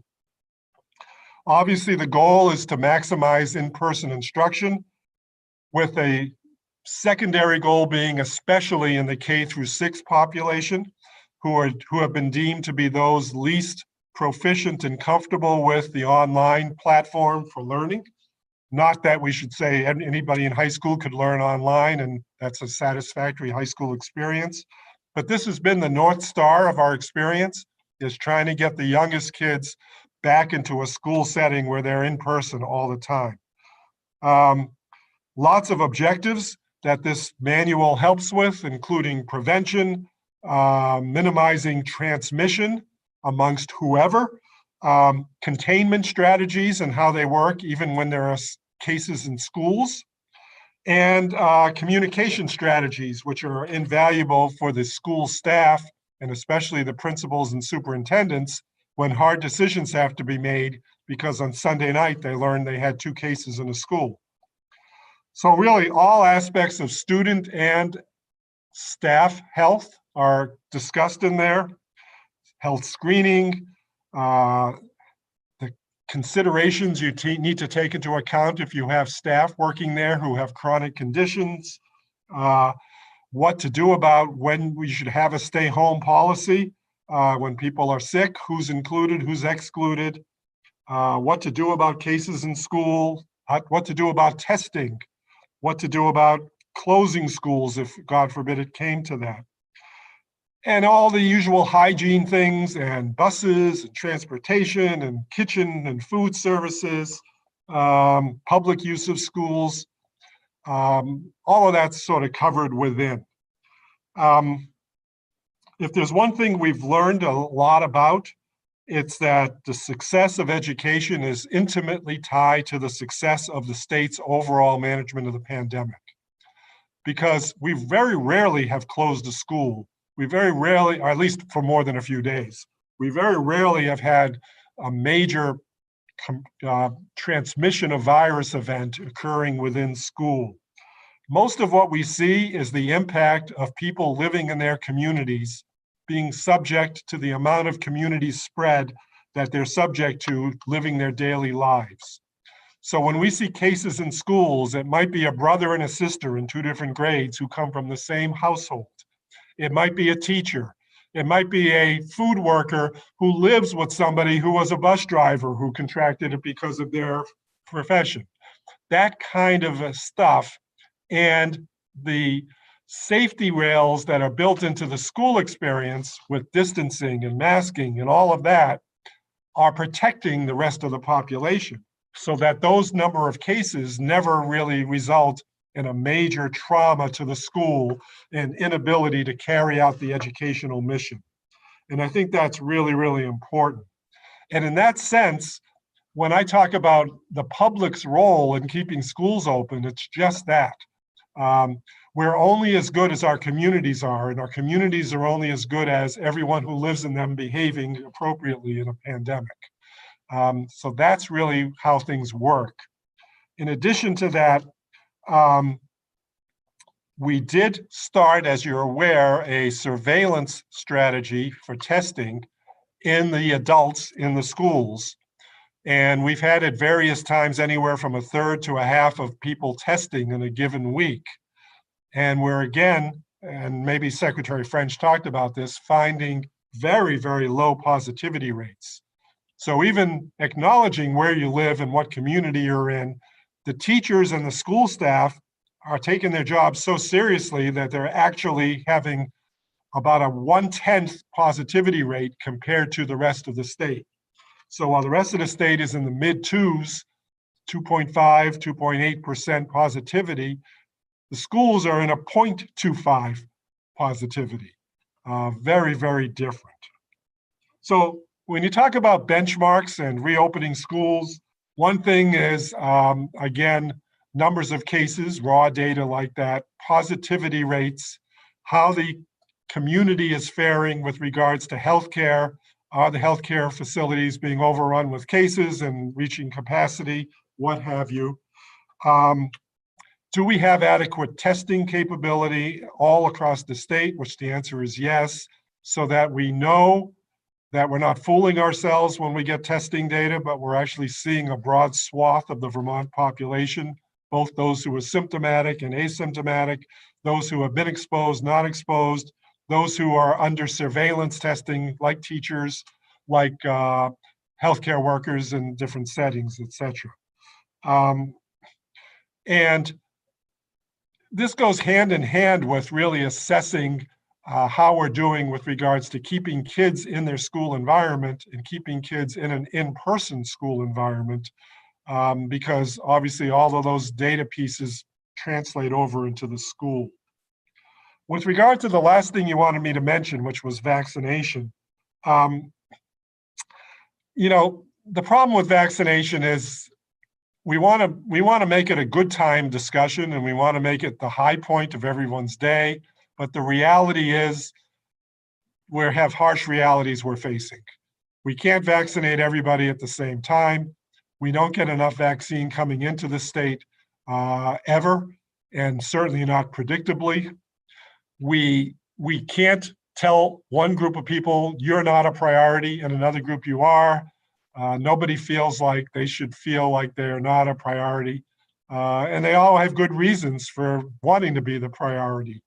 So you never can deliver 100% good news to everybody all the time. This becomes especially acute when we're talking about teachers. You've heard that one of our 3 priorities as a state is schools. Unfortunately, I have to say it's a priority, but saving lives comes first. And that's not my mantra. That's the governor's mantra, the governor's leadership team mantra. And whenever we mention it to any Joe person on the street, they kind of get it. It's like, we're having people dying in Vermont. We're having people get really sick and need to be hospitalized. Maybe we should try to prevent that and make that our first priority, especially because we have good data. And the data we have shows that the older you are and the number of comorbid conditions you have predict if you're going to be in that group at highest risk of a bad outcome. So why don't we focus on those people first? But that makes people who are not focusing on feel like second-class citizens. And there's no way around that. Now, some states, along with the CDC, have chosen to try to make everybody feel good at the same time. They've said in priority group 1B, which is nomenclature we're not using, we're going to go to 2, you're going to have old people, you're going to have people with chronic conditions, you're going to have grocery store workers because they're public facing, you're going to have teachers because they're public facing, frontline workers as they're called. You're going to have other people they define as essential workers, knowing that essential workers, if you really broaden the definition as it's been done, is 80% of the workforce. So they're going to have all of those people in the same group and say, you're our next priority. Come get your vaccine. Well, it's going to take them, 6 months to vaccinate all those people. And every day of the week, each one of those people who feel important is going to feel less important because suddenly they can't get what they want. We are going to basically just be honest and say, there's 40,000 people who are over 75 years old in Vermont. We're only looking at them first. We're going to see how much vaccine comes in and get them vaccinated as quickly as possible. If it's only 8,000 doses a week, it's going to take at least 5 weeks to get them vaccinated, but that's what happens. And then after they're done, but not quite after they're done, because we want to have a transition so we don't waste any vaccine. When they're almost done, we'll start the next band, 70 to 74, and accordingly go that way. Well, what does that mean if you're a teacher? It means you are literally 200,000 people away, unless you happen to be a teacher who's older or who has chronic conditions. I can't make that story feel good to a teacher. There's no way. Even if I told the teacher, you're next in line after the last person with chronic conditions gets their shot, you go first. Well, that's going to be April, May, I don't know when. You know, it depends again on how much vaccine's available, how many new vaccines get developed, but that's what we're up against. So I'm just putting that on the table for you to understand. It has nothing to do with, we have nothing but good words to say about teachers. We don't think ski patrollers are better than teachers or vice versa, but ski patrollers are actually working with sick people on the slope for a prolonged period of time. They're a first responder. They're doing healthcare directly, and that's why they were in Group 1A.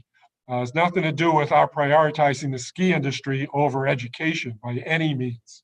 You might be interested to know that a funeral director is also in Group 1A. Doesn't mean that they're more important than teachers, but God forbid you see what they do every day.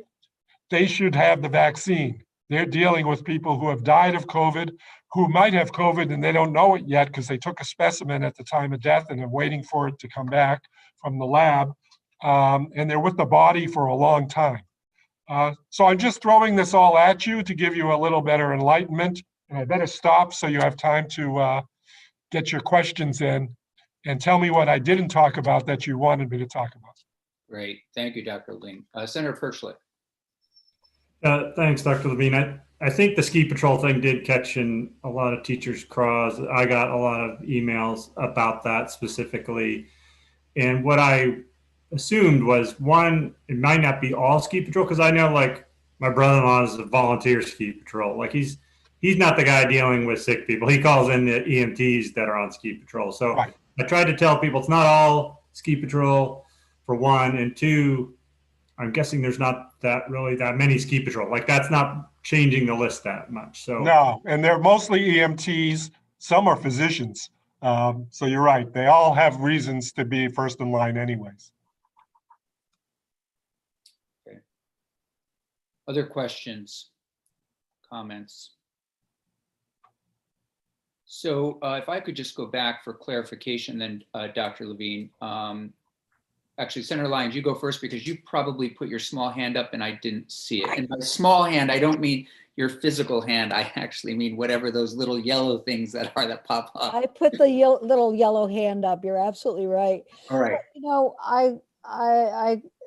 we're all getting these inquiries and emails, and in particular, and we all have unmitigated sympathy and understanding about the concerns that people are bringing us. But the rationale that Department of Health is using sounds really important in the long run, and to really be able to say we know where we're going, and it's not hit or miss. But I do have a question for you, and that is, we know that we're in this for a much longer haul than people might want, and that the vaccine appears to be the end point, the light at the end of the tunnel. But can you just give us perspective, and this is for schools as much as it is for general public, a perspective on how long we are going to be vigilant, and I mean social distancing and masks and so on? Yeah, so, you know, I anticipate the current 2 vaccines will have manufacturing revved up appropriately, so there'll be more than we have now of them. I do really anticipate at least 1, if not 2 or 3 other vaccine platforms getting approval, perhaps as early as the beginning of February. We'll have to see how that plays out. And some of them, because of Operation Warp Speed, already have some manufacturing capacity the government's already subsidized, so there'll be some doses of them coming. But even in the best of all worlds, we're talking probably mid to late summer before we really feel like we've gotten enough vaccine out there, assuming more people take it than don't take it, to feel comfortable with our vaccination rate. And so most people are trying to message late summer, early fall would be the earliest we would pull back from a stance of masking, distancing, all that stuff. I suspect it will go a little longer than that, to be honest, just because of the challenges that we're up against and the fact that there's so much virus prevalence around now. It's going to take some time to suppress that, and the warm weather will help because people won't be indoors as much. But the reality is still it's going to take time. So I would say the fall, hopefully the early fall to be optimistic, but the fall. Dr. Levine, Thank you. I'm sorry, Senator Lyons, do you have a follow-up or? No, just a thank you. Okay. Dr. Levine, 2 questions. A student or going back to school, I think the governor was talking about maybe an April date. Is it safe to assume that a student that might have an immune system issue, struggling with cancer or something like diabetes, he or she would be vaccinated by the time they went back to school? That's my first question. And then second, are we seeing that depending on the age of a child, is one age more susceptible to getting the disease and having symptoms than others? I mean, I've just heard anecdotally that maybe younger children might not be as susceptible, and just sort of trying to get a sense of those 2 things. Yeah, so to take the second question first, it seems that the younger children are less susceptible. It probably has to deal with a receptor in their noses called the ACE receptor. And that's where the virus spike proteins that you see on that diagram bind to that receptor. That's less developed in our younger kids. So there's less opportunity for the virus to sort of invade, if you will. That's at least the theory that we've been operating under. And it seems pretty reasonably valid. So we say K through 6 because of the way schools are set up, but probably it's K through 4 or 5 where those kids are clustered and those age groups, sort of 10 and under. And that's why childcares have been so successful too, because the infants are not usually the vectors of the virus to the adults. It would work most likely the other way around. And that happens both in childcare and in school. If you ever find transmission, it's most likely from the adult to the child, not the other way around. Now, middle and high school are a little bit different. Those kids actually can get infected more like adults, but they seem to have a higher rate of no symptoms than adults. So they may test positive but not feel bad, where an adult might still feel bad. But they have a rate of infection that may approach what the adult has. With regard to the first question, I'm a little, I don't want to get out too far ahead of my skis or the governor, because we're deciding that literally the next couple nights. What age band will the chronic disease conditions go under? So we all agree that 65 and above, whether you have a chronic condition or not, you're going first. But below 65, the question is, how broad will the age band be for chronic conditions? Will it be middle age and older? Will it be starting in your teens or 20s and older? Or will there be banding in that array? It's a little hard to say, so I can't give you with confidence the answer to that. All I can say is there will be a bunch of chronic diseases that mostly adults get, but in the middle of them are things like cancer and having an immunosuppressive condition, having sickle cell disease. Those things a young person can have. So stay tuned. Okay, thank you.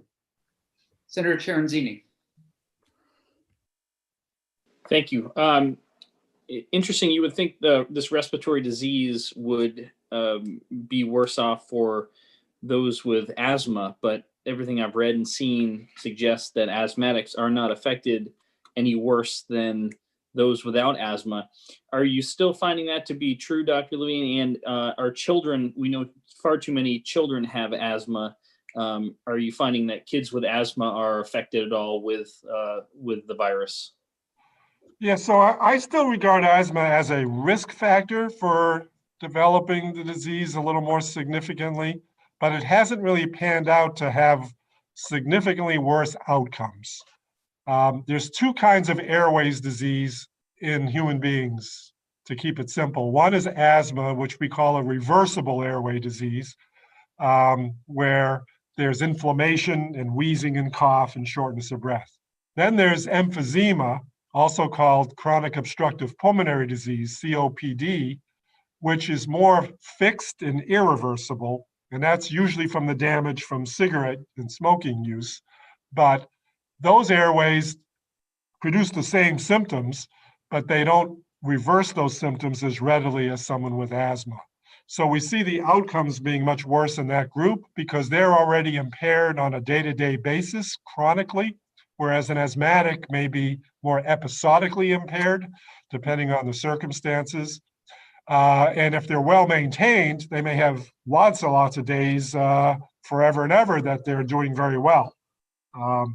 Whereas the people with COPD generally are having a downhill course over a long period of time. So COPD appears on the list of conditions, asthma does not, for those reasons. Thank you. Senator Hooker. Thank you. Thank you, Dr. Levine. I remember as a child being shepherded over to the high school to get my polio shot.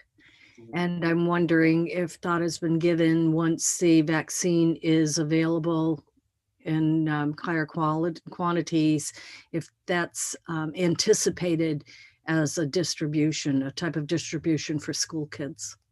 Yeah, well, let's start with the school adults first, because it would be an ideal place for school adults, especially with the growing number of school nurses we have around the state.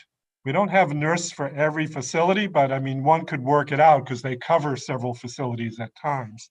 So we would just set up clinics, and that could make it easy for the school staff and teachers to get their vaccine when their time arrives. For the students, if we don't have any new vaccines approved, we only have Pfizer and Moderna, and the youngest student that could get them would be age 16. So the problem you're posing wouldn't be a problem because most kids, unless they're in the higher years of high school, are younger than age 16. So getting it to the student wouldn't be an issue because they're not eligible to get it.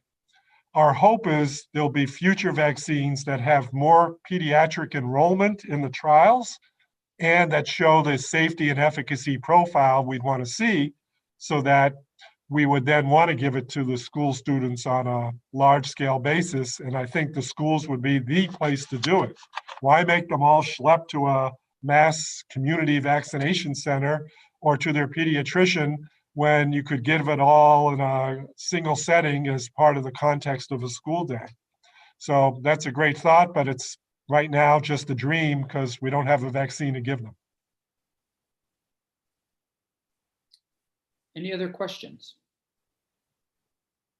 Dr. Levine, thank you so much. Do you have any other final comments for us before we let you go? And we hope you'll just stay in contact, of course, as these decisions are being made, just to keep us updated as much as you can, either through yourself or Mr. Englander. And I know you're also working in conjunction with Senator Lyons' committee. Always very closely with Senator Lyons' committee. Yes, yes. You'll have to vie with her to become my favorite. Forget it. We know we'll never get there. We'll set up a little internal competition here. All I can say is I have no doubt that I'll be seeing your committee again. I mean, we've had a long history of success with the lead in school water. Yes. And it's become apparent that there are always going to be issues that interface between health and schools. And our maternal child health section is such an important component of the health department. There are no shortage of issues. So I'll look forward to interacting with you again in the future. But I don't have any other things to say about COVID today or the reopening of schools, except that even though we've come back from a pretty high peak of cases post-Christmas, and we're seeing more cases in schools, it's still not impacting to any substantial degree the operation of schools. You know, you're not hearing about major schools that have closed down because of what happened over Christmas. So keep our fingers crossed. I think the schools and everyone who works in them and the parents who send kids to them really understand that this is a high stakes game and they need to really do their best so that our communities look as good as they can look and our schools can then benefit from that. So hope we can keep that spirit of optimism up. Thank you, Dr. Levine. Take care. Thanks, you too. Bye-bye.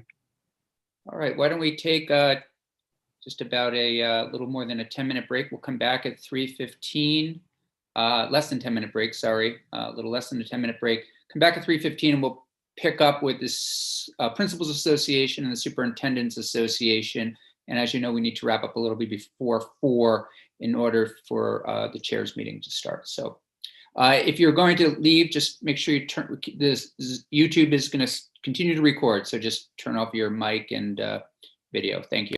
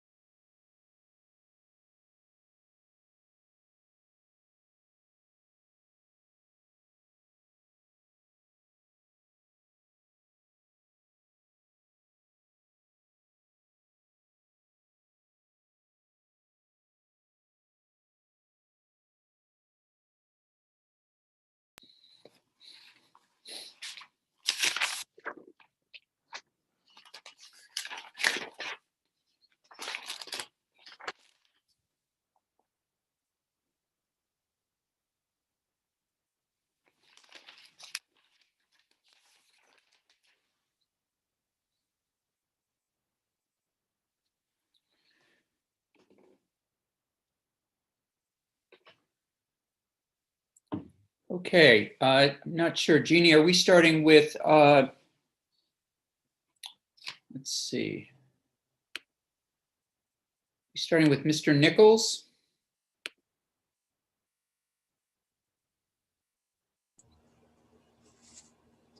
I believe it's Jeff Francis is first.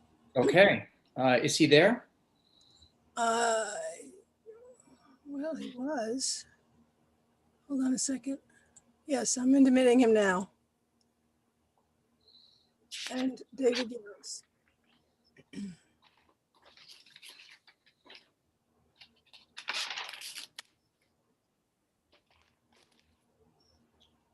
All right, well, we're back from break and I see we have Mr. Francis with us. How are you? I am well. How are you? Good, thanks. And you brought someone with you, I believe. Yes, Dave Younts is the president of the Superintendents Association, and he's going to deliver most of the testimony. Okay. Well, however you would like to kick us off, you know our question, I believe, which is, what are you seeing? What are some of the things that we can be doing for you as schools are grappling with COVID and thinking about reopening, et cetera. So, as well as just introducing yourselves and telling new members a little bit about the kind of work that you do and how we might expect to see you in this committee. Sure, I appreciate that. I'm going to just open one document. If you'll bear with me, I'll be right there.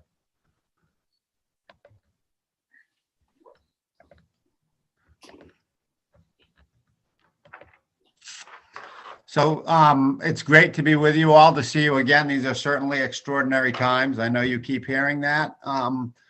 But I wanted to give a very brief overview of the Vermont Superintendents Association and then look to Dave Younts, who's going to talk about what it's like on the ground for school districts right now. The Superintendents Association is a nonprofit organization comprising members, including superintendents, assistant superintendents, and we have a few retired superintendents who stay interested in public education, and they are with us as professional affiliate members. We've got about 70 members overall. We operate with 3 staff. I'm the executive director. 2 years ago now, 2.5 years ago, the association added a position of associate executive director. That's Chelsea Myers, who will be a regular presence in your committee as well. And we have an office manager who's Christy Tate. The organization was founded in the 1940s. We had our first full-time executive director in 1987. That was my predecessor, Richard Cate, who now is the vice president, I think, of administrative affairs at UVM. Some of you know Richard. I joined the association as executive director in the late 1990s. So I have a long history in the education policy arena, working with the General Assembly and others in public education affairs. Basically, the association does 3 things. We create professional learning and networking opportunities for superintendents and other educational leaders. We're active in the public policy and management arena and focus on promoting laws, regulations, policies, and initiatives in support of equity, of high quality learning opportunities, efficient use of resources, and we support individual members in the successful execution of their leadership roles. So we're very active in the policy arena. I talk with a number of superintendents on a daily basis in terms of supporting their work. And we also are supporting increasingly superintendents in coming together to support one another in professional development opportunities. Right now, we're serving 55 superintendents in a broad array of professional development activities. And as you might imagine, since the onset of COVID back in March, that has dominated not only a lot of time on the part of superintendents and school districts, educators in general, but also the Superintendents Association as well as other associations. My background is I've spent a large part of my career in public education with the association. I have experience as a town manager. I worked for a time in Madeline Cunan's administration. I worked in the nonprofit housing development arena. So my background's entirely in public management, and I've always worked hard to do my best to support the best outcomes for the taxpayer dollar. And in the case of public education, the kids and communities in the state. I mentioned that David is the president. He and I have worked more closely in the role of president and executive director than at any other time in my career, largely because of the work associated with COVID. So as a non-superintendent myself, I didn't have the context or experience for the day-to-day operations. And superintendents are working both with the association and with one another across community like never before. So with that, I would like to turn to David Younts, who's the superintendent for the Mill River Unified Union School District. He's been active doing his job at Mill River as well as supporting colleagues, again, since the outset of the pandemic. And he's got a number of insights that he can share with you in response to your question about coronavirus navigation and what it's been like for school systems. So David, I'd like to turn to you. You bet. Thank you, Jeff. And Senator Campion and the committee, thank you for allowing me to join you today. As Jeff said, I'm the superintendent at Mill River, which is in Rutland County, just south of Rutland. Serve the 4 towns of Clarendon, Shrewsbury, Tinmouth, and Wallingford. I'm a resident of Arlington, Vermont, in Bennington County, between Bennington and Manchester. And I am in year 7 in my current role. And this is year 7 in Vermont for me. I'm a flatlander by nature. I can admit that openly to you. Came here from the Chicago suburbs where I grew up. My wife has family connections in Vermont, and we made the decision that Vermont was where we wanted to be about 8 years ago. And we made that happen and certainly don't regret making that move. I appreciate Jeff giving me the opportunity to share with you today. And of course, I would be glad to answer any questions you might have after my comments are concluded. So first, superintendents on the whole are generally complimentary and appreciative of the overall response of the administration statewide. We understand that there are things that we will never understand about the details and the challenges inherent in state administrative decision-making. We appreciate the work of Governor Scott and Governor Scott's team in leading Vermont through the pandemic. Some of our early challenges as we reflect back on, January, February, March, included the following: lack of knowledge about the virus, organizational and communications challenges, and responding to concerns of the school community and the community at large, especially as things started to escalate in early March, the weeks of March 2nd and March 9th, that we can all look back on and recall what that felt like. There was a definite escalating intensity over the course of that time. VSA as an organization exerted its influence in March to inform the ultimate decision to close schools, largely because of those escalating concerns and the operational pressures that we were experiencing in our school communities and the community at large. During the first month of school closures, districts reacted very quickly and efficiently to feed students, prop up what we now know to be a less than ideal remote learning system, shift to remote work environments overnight, and manage the social, emotional, technology, employment, physical health, and nutritional needs of our students and staff in ways that schools had never before seen at a scale that schools had never before faced. In the early months of the pandemic, school districts were required to develop continuity of learning plans, which would account for how schools would manage and navigate the needs, both known and unknown, that lie ahead. That process began with fits and starts as draft models required significant revision. VSA played a key role in that process and required reporting and planning efforts needed to align with the work that was actually being done on the ground in school districts. Vermont schools have found federal dollars supporting COVID relief efforts to be invaluable. The mechanics and timing of approval, of course, have been challenging at times, but we are aware that the Agency of Education has worked diligently to identify and distribute funds to schools to meet directly connected COVID needs in areas like staffing, materials and technology, PPE, and many other qualified expenses. Without that support, the fiscal crisis that we face now would be exponentially exacerbated. We're grateful for the AOE's work in that regard. One of the significant challenges facing school districts in the pandemic has to do with the myriad human resources challenges that emerge as a result of the pandemic. Decisions around disability determinations, virus vulnerability status, remote work options, equity and equality, and quarantine dynamics generate daily decision points that have to be navigated with clarity and consistency in order to not place districts in any jeopardy. Many or most Vermont school districts and SUs do not have separate human resource departments to navigate these types of decisions. What this means is that the same individuals who are tasked with communicating to staff that they care about all employees and want to support people through the difficult times of the pandemic are also faced with informing those same individuals that their requests or needs may not be able to be met. This is a dynamic that existed at a very small scale prior to the pandemic. It is unfortunately rampant now. VSA, in collaboration with VSBA, pursued clear, jointly generated legal guidance from multiple educational attorneys throughout the state in order to ensure that superintendents had good information at hand in order to make the best legal, consistent decisions possible. By the way, on that note, VPA also joined us in that process. This is a role that we were compelled to play. In an ideal world, that guidance would have come to us from state resources. Superintendents and boards have been granted latitude to make operational decisions in our local districts, which is appropriate and greatly appreciated.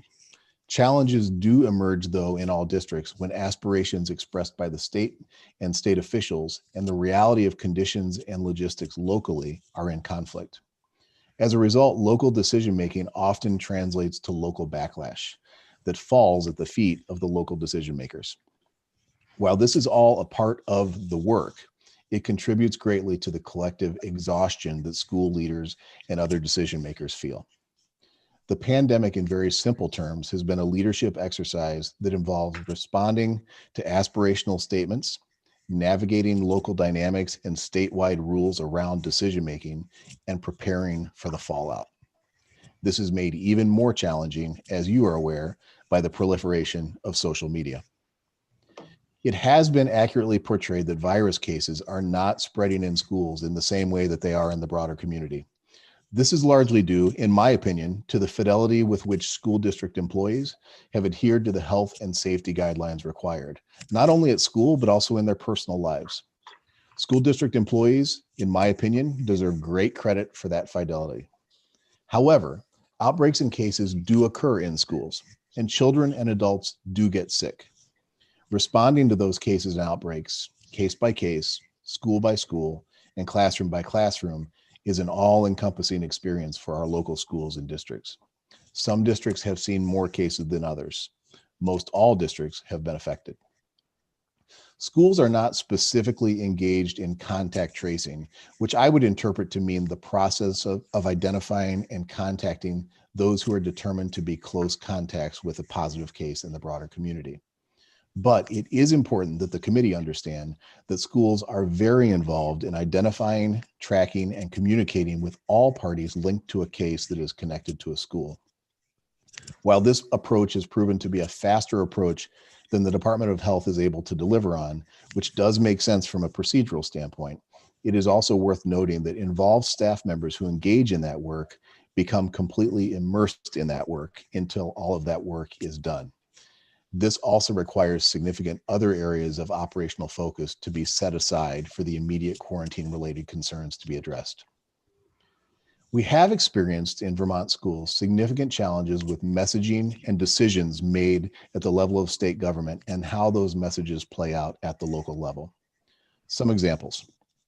The public push in the fall for all students to access in-person school, when the required health guidelines prevented that from occurring in many places due to the social distancing requirements that limited the number of individuals who could be in a school.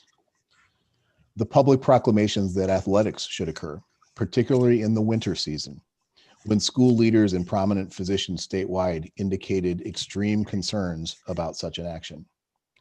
The timing of decisions around holiday breaks related to multi-household gatherings and school districts' role in executing and communicating about those decisions. And finally, the admittedly aspirational desire to have all students return to school in person following April break, without necessary context provided for families and teachers, indicating that virus conditions and social distancing requirements are the ultimate variables in that type of decision. Employee virus testing in schools is going reasonably well. The infrastructure established by state government is in place to sustain that effort over the long term. School district employees appreciate the simplicity of that process and the turnaround time in terms of results. Vaccinations are becoming more and more of an area of focus for school district employees. Who gets vaccinated, when, and the variability that does exist regionally raise a great number of questions about who is responsible for communication on those topics and how. In many ways, the vaccine question links back to the question of keeping schools open to in-person learning.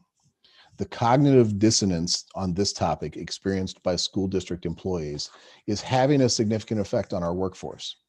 They are struggling with understanding why, if schools are critical to remain open to best serve our students and our society, school employees are not considered worthy of early vaccine administration. They realize that others are essential as well, but have not seen others mandated to return to in-person work in the interest of maintaining the economy. If there is a possibility that schools can indeed return to full in-person instruction after April break, ensuring that all school district employees have had access to a vaccine as soon as possible seems to be an important milestone in that process.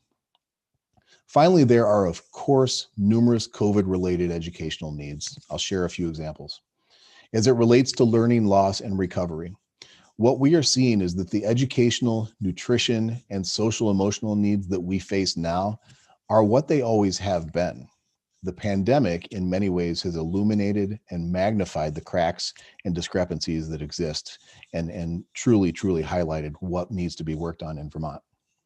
We know that remote learning, especially the quickly developed version that was developed across the world in the springtime, pales when compared to in-person learning opportunities.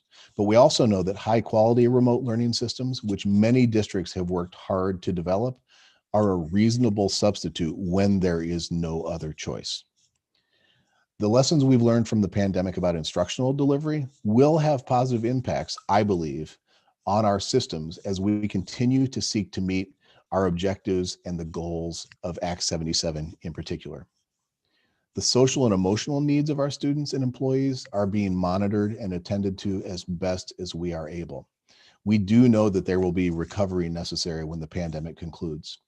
Districts are largely focused on navigating this school year as best as we are able and planning for a fall that hopefully feels more normal and has supports in place that are both required and newly developed in order to serve our students and staff as well as possible.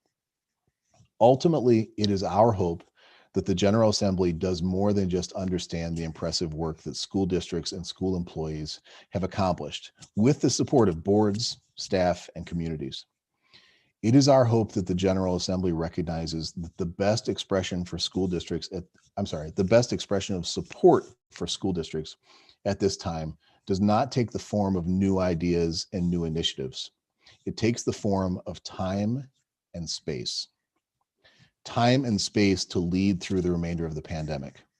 Time and space to complete the implementation of significant, important legislation already in place. Time and space to take care of kids, staff, and communities. And finally, time and space to finish a good work started. Vermont is full of good people who seek to do the right things for the right reasons. And our schools are a microcosm of that cultural reality. I wish to thank you for providing us with the opportunity to work to deliver on our promises, to meet and exceed your expectations, and contribute ably to Vermont, to its recovery, and to its future success. Thank you for having me today. Thank you. And I'm hoping you'll submit your written testimony. There's a lot there, and it'll give us an opportunity, since I don't want to cut Mr. Nichols short, but we do have time for a couple of brief questions if people have them. I think my only question really is, how are you communicating, or how are they communicating, the Department of Health, with the Superintendents Association? I mean, we just finished a long conversation with Dr. Levine where he took us through why certain decisions were being made and how those decisions are being made. I think it would be helpful for you and your association to have a similar conversation. I'm just wondering what that looks like. Yeah, you bet, Senator Campion. I'll speak first and then defer to Jeff. My interaction with the Department of Health or our districts really occurs largely through our school nurses. When there are situations, when there are cases, that's where the line of communication occurs, and that's how things are processed when there are positive cases and tracing that needs to be done. Jeff, are you able to speak to our interactions with the Department of Health as an association? Yeah, I mean, it happens at a number of different levels. So Dan French gave a good characterization of how the Agency of Education works with the field, and he's our lead contact. We have representatives on the Strong and Healthy Start initiative, and Jay Nichols, who's going to speak next, is actually on that committee. I'm not. That committee has the health department represented in a number of different positions. So they bring science and the public health approach to the conversations. We have almost no interaction with Commissioner Levine. And what Dave alluded to in his testimony was, oftentimes we'll think that things are heading in one direction, and then the governor will have a press conference and we find out that it's moving in a different direction. So just like you would expect in any large organization, there's decisions, there's models, and so on and so forth. So when Dave Younts talks about challenges associated with communications, not a week goes by that we don't hear about some operational challenge that a school district or districts have to contend with because there are expectations that have been set that don't materialize that way. And your committee, in its conversation with both Secretary French and Commissioner Levine, touched on that with the matter of vaccinations, for example. And what we've done is we've become pretty adept at rolling with the punches, as it were. But when Dave Younts talks about the implications of social media and how word spreads in a school community, and it might be about a decision to go remote or to sort of contend with the dynamics of the COVID, that is a real-time experience for superintendents on a daily basis. Another very quick example, I'm getting texts right this minute about another meeting that we're hosting currently. You're going to see this issue in the form of H48 at the end of this week, trying to navigate town meeting and voting in the COVID era, right? So districts like Dave Younts's, which is a unified district for communities, they've got real issues with sort of synchronizing what the municipalities want to do vis-a-vis what the schools are doing just to get smooth voting procedures. And then the last example I'll leave you with, and if you want to delve into this, we can come back and have a more sort of conversational approach. But the point that Dave Younts made about employment issues, as the federal programs changed and people are eligible for various forms of employment benefit, as you might imagine, people are extremely interested about that because it's their livelihood. So it's a too long-winded way of saying it is a constant navigation. Everybody's very well intended, but the channels within the river as we move forward to navigate are, they get roily. It's very, very challenging. And one of my jobs has become just checking in with people on a daily basis, making sure they're okay, because superintendents are they work hard anyway, but they're working harder, more hours, many days, more than even ever before. Same thing for principals and everybody, teachers. It's taking its toll, but there's a tremendous amount of resiliency. And I think we should just all be, despite all of it, be very, very proud for where we are as a state. No, I think we are, and we appreciate the two of you coming in, and we will likely have you back sooner rather than later. I do want to turn it now to Mr. Nichols, so we don't cut him short. Mr. Nichols, good to see you again. As you know, we do need to stop a little bit before 4 o'clock, and I apologize for running a little bit late with our prior witness. If you feel as though we are cutting you short in any way, you're of course welcome to come back tomorrow, but we are eager to hear what the Principals Association, our principals statewide, are seeing, and turn it over to you. Okay, I think Jeannie's going to share this screen. Jeannie is the one that we won't use, that we don't need to use, and so that we can save time. If you can go to the one that just has the table in it. I'm Jay Nichols, for the record, Executive Director of the Vermont Principals Association. The VPA was founded in 1915. We were known as the Vermont Headmasters, and they were founded basically to regulate high school sports in the state of Vermont. 1989, they became the Vermont Principals Association, and over the last several decades, the VPA has become more involved with legal support, education, professional learning, supporting in the legislature. And Jeannie, this is the one that we don't want.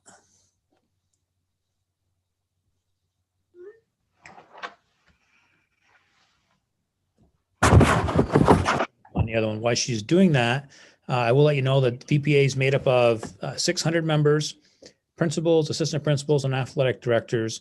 And we have an executive council that represents the entire state of 15 individuals, career center director, an assistant principal, a retired principal, and then the other ones are all active participating principals and our current principals. Jeannie, can you see the other document that I submitted? Let's see here. Up. I have it on my screen. If I can take over as host, that would work too, but.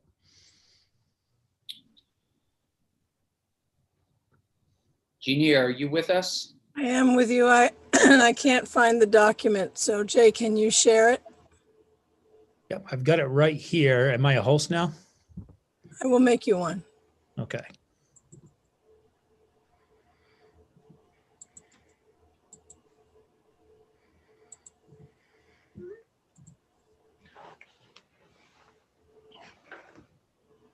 All right. You should see a document now on my screen that says Senate Education Testimony, VPA, logo on the top. Did everybody see that? Yes? Okay, perfect. I submitted 3 pieces of documentation to you, and I realized we don't have time to go over them all. The first one is just an overview of the VPA, how it works, what benefits our members get, those types of things. And I'm willing to come back anytime to answer any questions on that. The third one that I also won't share with you is an educator bill that we'd like you to consider as a committee bill that is about educator retirement. It goes right to Senator Lyons' questions around substitute teachers and how we can use for subs and for hiring personnel that we're having trouble hiring. We're proposing a retirement bill that would allow people to come out of retirement to fill hard to fill positions. And as Superintendent Yeltsin can tell you and Executive Director Francis, that's a huge issue across the state, especially in our rural schools. We have retired science teachers and math teachers that we could easily use, as well as specialists in special ed that are in retirement. But because of our retirement system, they can only make a certain amount, so they're not willing to come back out of retirement. So please take a look at that, and we can talk about that further at some other time. In terms of the table that I put together, I just wanted to share a couple of quick thoughts and give you time for questions. That was really my main purpose. The major issues are the buckets on the left-hand side, and these are issues I've heard from principals since March. Broadband connectivity, huge problem. I've written a couple of grants with a couple of legislators last year to try to get more money into the state to help with that. That's a huge equity issue for the state of Vermont. It's a huge equity issue for our kids. It makes remote learning, very less than desirable in many cases. Many kids simply cannot access the opportunity. Other people have talked about remote learning. I think David Yeltsin said it best. It's better. It's better than we thought it could be in a lot of cases, but it's certainly no substitute for in-person instruction. We need to get kids back to in-person instruction. To do that, we need to make sure we can mitigate the virus so that it's safe to do so. Substitute teachers, I just touched on. Hiring teachers, staff, and administrators across the state is a huge problem as we're looking forward.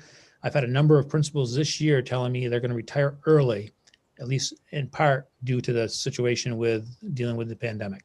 And I know that's the case with teachers too. Some national surveys are showing that many principals and teachers and superintendents are talking about retiring 2, 3, 4 years earlier than they were initially planning because of the stress brought on by this year. Whether people follow through that or not, we don't know at this time. But prior to this, we had an education pipeline problem. We need more educators in the field.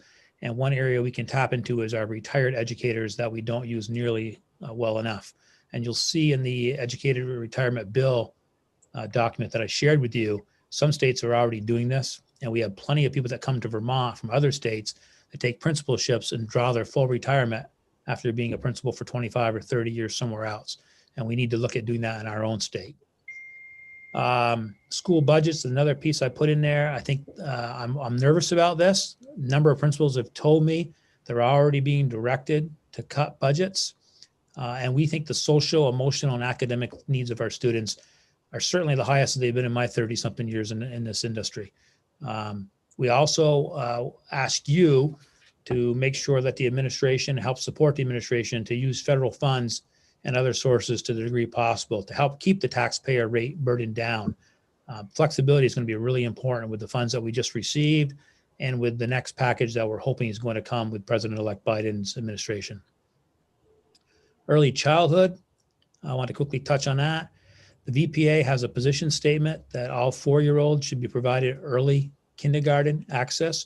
We see this as being another equity issue. Our neediest children do not get access right now. What we have in Act 166 in many cases is a subsidy for people that already have money and already have daycares for their children. If we're serious about supporting our most vulnerable children, then we need to do what Oklahoma did and some other states have done and the country of France has done and have full day school opportunities for our 4-year-olds in school, or schools, if they don't have the room, they'd have to provide it in a partnership with another provider. And I'll be glad to speak to you anytime on that, as I've been preaching it for quite a few years now. Education funding, we know the waiting study is going to be a big issue. I would suggest here, if at all possible, that if the waiting study starts in one of the education committees, the conversations around that, I think it would be better if it was in your committee, Senator Campion, simply because the Senate has an ability to have a broader perspective than the House. And that's not a knock on anybody. It's just you represent more constituents. You're more likely to have people from different towns that could be seen as, quote, winners and losers, whereas in House, somebody might represent only 1 or 2 towns. So it's just something to think about. That's going to be critical work. And the 20,000 foot view is going to be better than the 20-foot view. Act 46, we don't support any legislation that would allow people to pull out of mergers. We think that a lot of work was done on that, and we need to try to stay the course with that to provide more opportunities for students. And then finally, and most importantly, and I know I'm going really fast, I know you have another meeting, education recovery. No, you're doing great. Take your time. We don't want to rush you. You can always come back. This is excellent testimony, and I love the layout. It's very well done. Thank you. Education recovery is the big one. Secretary French has talked about that in our meetings on Friday afternoons. I've been bringing this up for a while, and the Agency of Education has said rightly that they were not ready to turn their eyes towards it yet, and now they are. I'm not just thinking academics. I think there's a lot we can do in academics. I think the COVID relief funds, again, the federal funds, we need lots of flexibility. We need to be looking at things like mass tutoring, work study internships, credit recovery programs, even paying students to do internships, that allow them to do the proficiencies necessary to get their graduation requirements. We need to think out of the box on this. This recovery situation is going to be 3 to 5 years if things go well. It's not going to be an overnight fix, and we all know that. And then lastly, the last sentence there, the social emotional needs are immense. We have a lot of kids who are tuning out, especially in places that are more remote. We have a lot of kids that are not even participating in remote learning or are only coming to school on the 2 days that they might be in person if they're a hybrid. That's a huge issue that principals and superintendents are dealing with. Secretary French is right. I don't really see it as much as a truancy issue as an engagement issue. And we need to find a way to get these kids back into the fold. And if we don't, our whole economy and our whole social fabric is going to suffer for the inability to do that. And I'll just conclude my written remarks right there. And I've shared the materials with you, and I'm glad to come back anytime to speak to your committee and answer any questions. That was great. Okay, questions. Let's see if I've got, make sure I can see everybody. Somebody has their hand up. I'm not seeing it. I- Cheryl, I Senator do. Hooker, please. Thank you, Senator.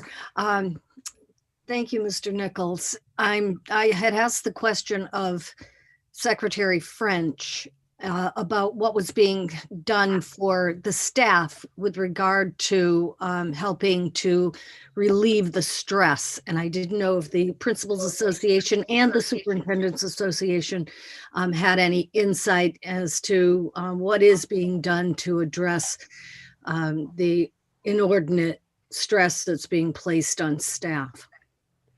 That's a great question. What we've done, I can't speak for other organizations. What we've done is through a partnership with the Center for Creative Leadership and a grant fund that we have that was an endowment left to the VPA through the Center for Creative Leadership and what's called the Waddington Initiative. Dr. Waddington was a doctor from Rutland, Vermont that left $14 million that essentially goes to the VPA and the Center for Creative Leadership. And what we've done with some of that money, we're living off the principle, is we've set up a number of workshops that are free this year, 12 of them so far. 3 of them are around building resistance and helping people deal with stress. We've also had workshops with Dave Melnick, who's spoken to principals and teachers. He's works for NFI. He's probably the top known state person for working with schools around issues of mental health and taking care of yourself. And we also have several other trainings that are coming up in partnership with the Center for Creative Leadership that are on things like stress reduction, how to take care of yourself so you can take care of the kids. And those are limited spots. We only have opening for 30 in each group because of the constraints of the grant. But by the time it's done, we're going to have served about 300 Vermont educators for free at no cost to them at all. So we're trying to do our part there. The second thing that we've done, this is through partnership with the Vermont Community Fund, and VSA has helped us by serving on a grant committee with us. We've had a lot of money given to our organization as grant money to provide mini grants to schools. And we've set up outdoor classrooms, and schools have done this work and applied to us and got the grant money. And we've given out about $250,000 so far since the start of the school year. And tons of schools have received money, and they submit grants. And many of those things are around things like mental health for teachers with their students. They all have to have a student focus on them, but things like yoga in the classroom, as crazy as that might sound, there's a lot of research supporting things like that help deactivate stress. So we've been trying to do a lot of that, but we've got a lot more we could do, Senator Hooker. Excellent. Thank you. And Superintendent Yount, I left Mill River the year that you came. So I'm sorry I haven't had a chance to work with you. I hope I didn't drive you off, Senator Hooker. I hope that was not the case. The question you just asked, I'll give a local response first and then try to speak a little bit more broadly. We just finished negotiations with our support staff. We ratified an agreement, and actually for the first time, we have a wellness benefit that is included in our support staff agreement, where kind of a tangible exchange of accumulated leave time, and people can use that to receive reimbursement for things that promote physical activity, outdoor activity. We just have a list of things that we are looking at that are acceptable and looking to build upon that. We're still negotiating with teachers and working through that process, as you folks know how that plays out. On a more informal level, I found with superintendent colleagues, we used to meet, and the Rutland delegation and Bennington County delegation, we would have formal meetings with our legislative leaders, but also as superintendents, we would tend to meet monthly in our regional groups. And it won't surprise you that those meetings have greatly increased in quantity and frequency. And I've found that from the standpoint of a superintendent's life, the collegial support and camaraderie and problem solving that occurs in that context helps people from a well-being standpoint. I've also seen that translate with school staff in general, creating opportunities for people to get together and just share what they're experiencing, to be candid about their anxieties and their difficulties, to be transparent and get ideas from each other is really positive and really productive. On the broader VSA level, we've created some of the same opportunities and formalized those. We have every couple weeks we have drop-in meetings, usually focused around two key topics: one, COVID-19 navigation, and the other, racial equity and equity leadership in the state of Vermont. And again, sharing ideas, talking about challenges and successes, and just using group understanding, group ideas, and candidly group emotion to help people make good decisions. So nothing fancy, but definitely tangible and impactful. Jeff, is there anything that I missed on the VSA side that would be worth sharing? The only thing I would add is it's, and I think this is for every cohort or segment of the education delivery system, the connection that's been formed among superintendents who I work with is just remarkable. And I think it's probably true for principals and teachers as well. So, the rallying of the community, despite the challenges, is just extraordinarily impressive. That stated, I do have conversations with Dave as president from time to time and suggest, checking in on colleagues, because these positions are pretty lonely and stressful, and we need to be watching out for one another. And I think everybody knows that, but there's nothing more significant than following up with action. And we try to inspire that and make sure people reach out. So it's, that's the life we're living right now. Right. All right. Any other final questions? We thank everybody for coming in. And as for committee, if we could just stick around for one more minute. Again, thank you, Mr. Nichols, Thank Mr. you. Youngs, Mr. Francis. Good to see you all. Just two quick housekeeping items. One, going back to some of the priorities that we talked about earlier today. One that I didn't mention is hopefully partnering with the Biden administration as it is with regard to whatever their priorities might be. Some might match with the state, others might not, but certainly making the case that Vermont is small, nimble. If they're looking to try certain things, it would be great if they would look at us as a laboratory, whether it has something to do with free college, tuition reimbursements, early childhood, broadband. Those are the kinds of things that I think we're well positioned, no matter what political stripe you might be from. I believe Senator Leahy's going to be the chair of appropriations. We want to align ourselves as much as possible. And sometimes it might work, sometimes it might not. Sometimes some of their priorities might not match with ours, but it's something that I'm certainly interested in. And then secondly, Jeannie, if you wouldn't mind sharing your cell phone with folks, if you would email that around, that would be great if you're comfortable doing so. That way people can text you if they're having difficulty getting online, or if they have a specific question. If you're not comfortable with that, that's absolutely fine as well. But if so, it would be terrific. I think sometimes we miss saying things in the chat. Final thoughts, comments, concerns at this point? Yes, Senator Hooker, please. Just that I'm glad you brought up that you had forgotten something this morning, as did I, and I'm sure that we'll have other opportunities, won't we, to bring up topics. One of the ones, tuition reimbursement. I remember having my loan forgiven if I stayed in and taught in the state. And I can see that as a possibility for education as well as for health, people in the healthcare industry. So I hope that we can talk about stuff like that. Yeah. It's been really informative today. I'm really good. thrilled. I think the other piece for me is, I'm having a bill drafted, and please, anybody else interested, let me know.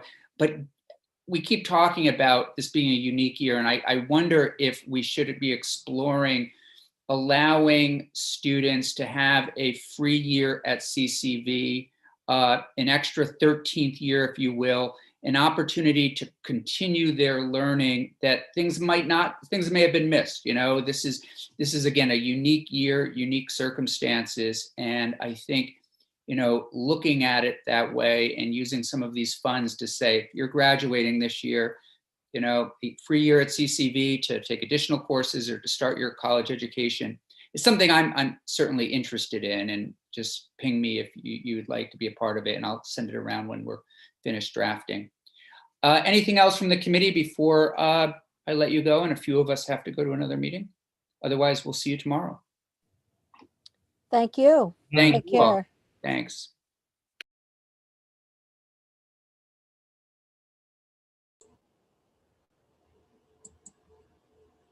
Shall I stop the live stream, Senator?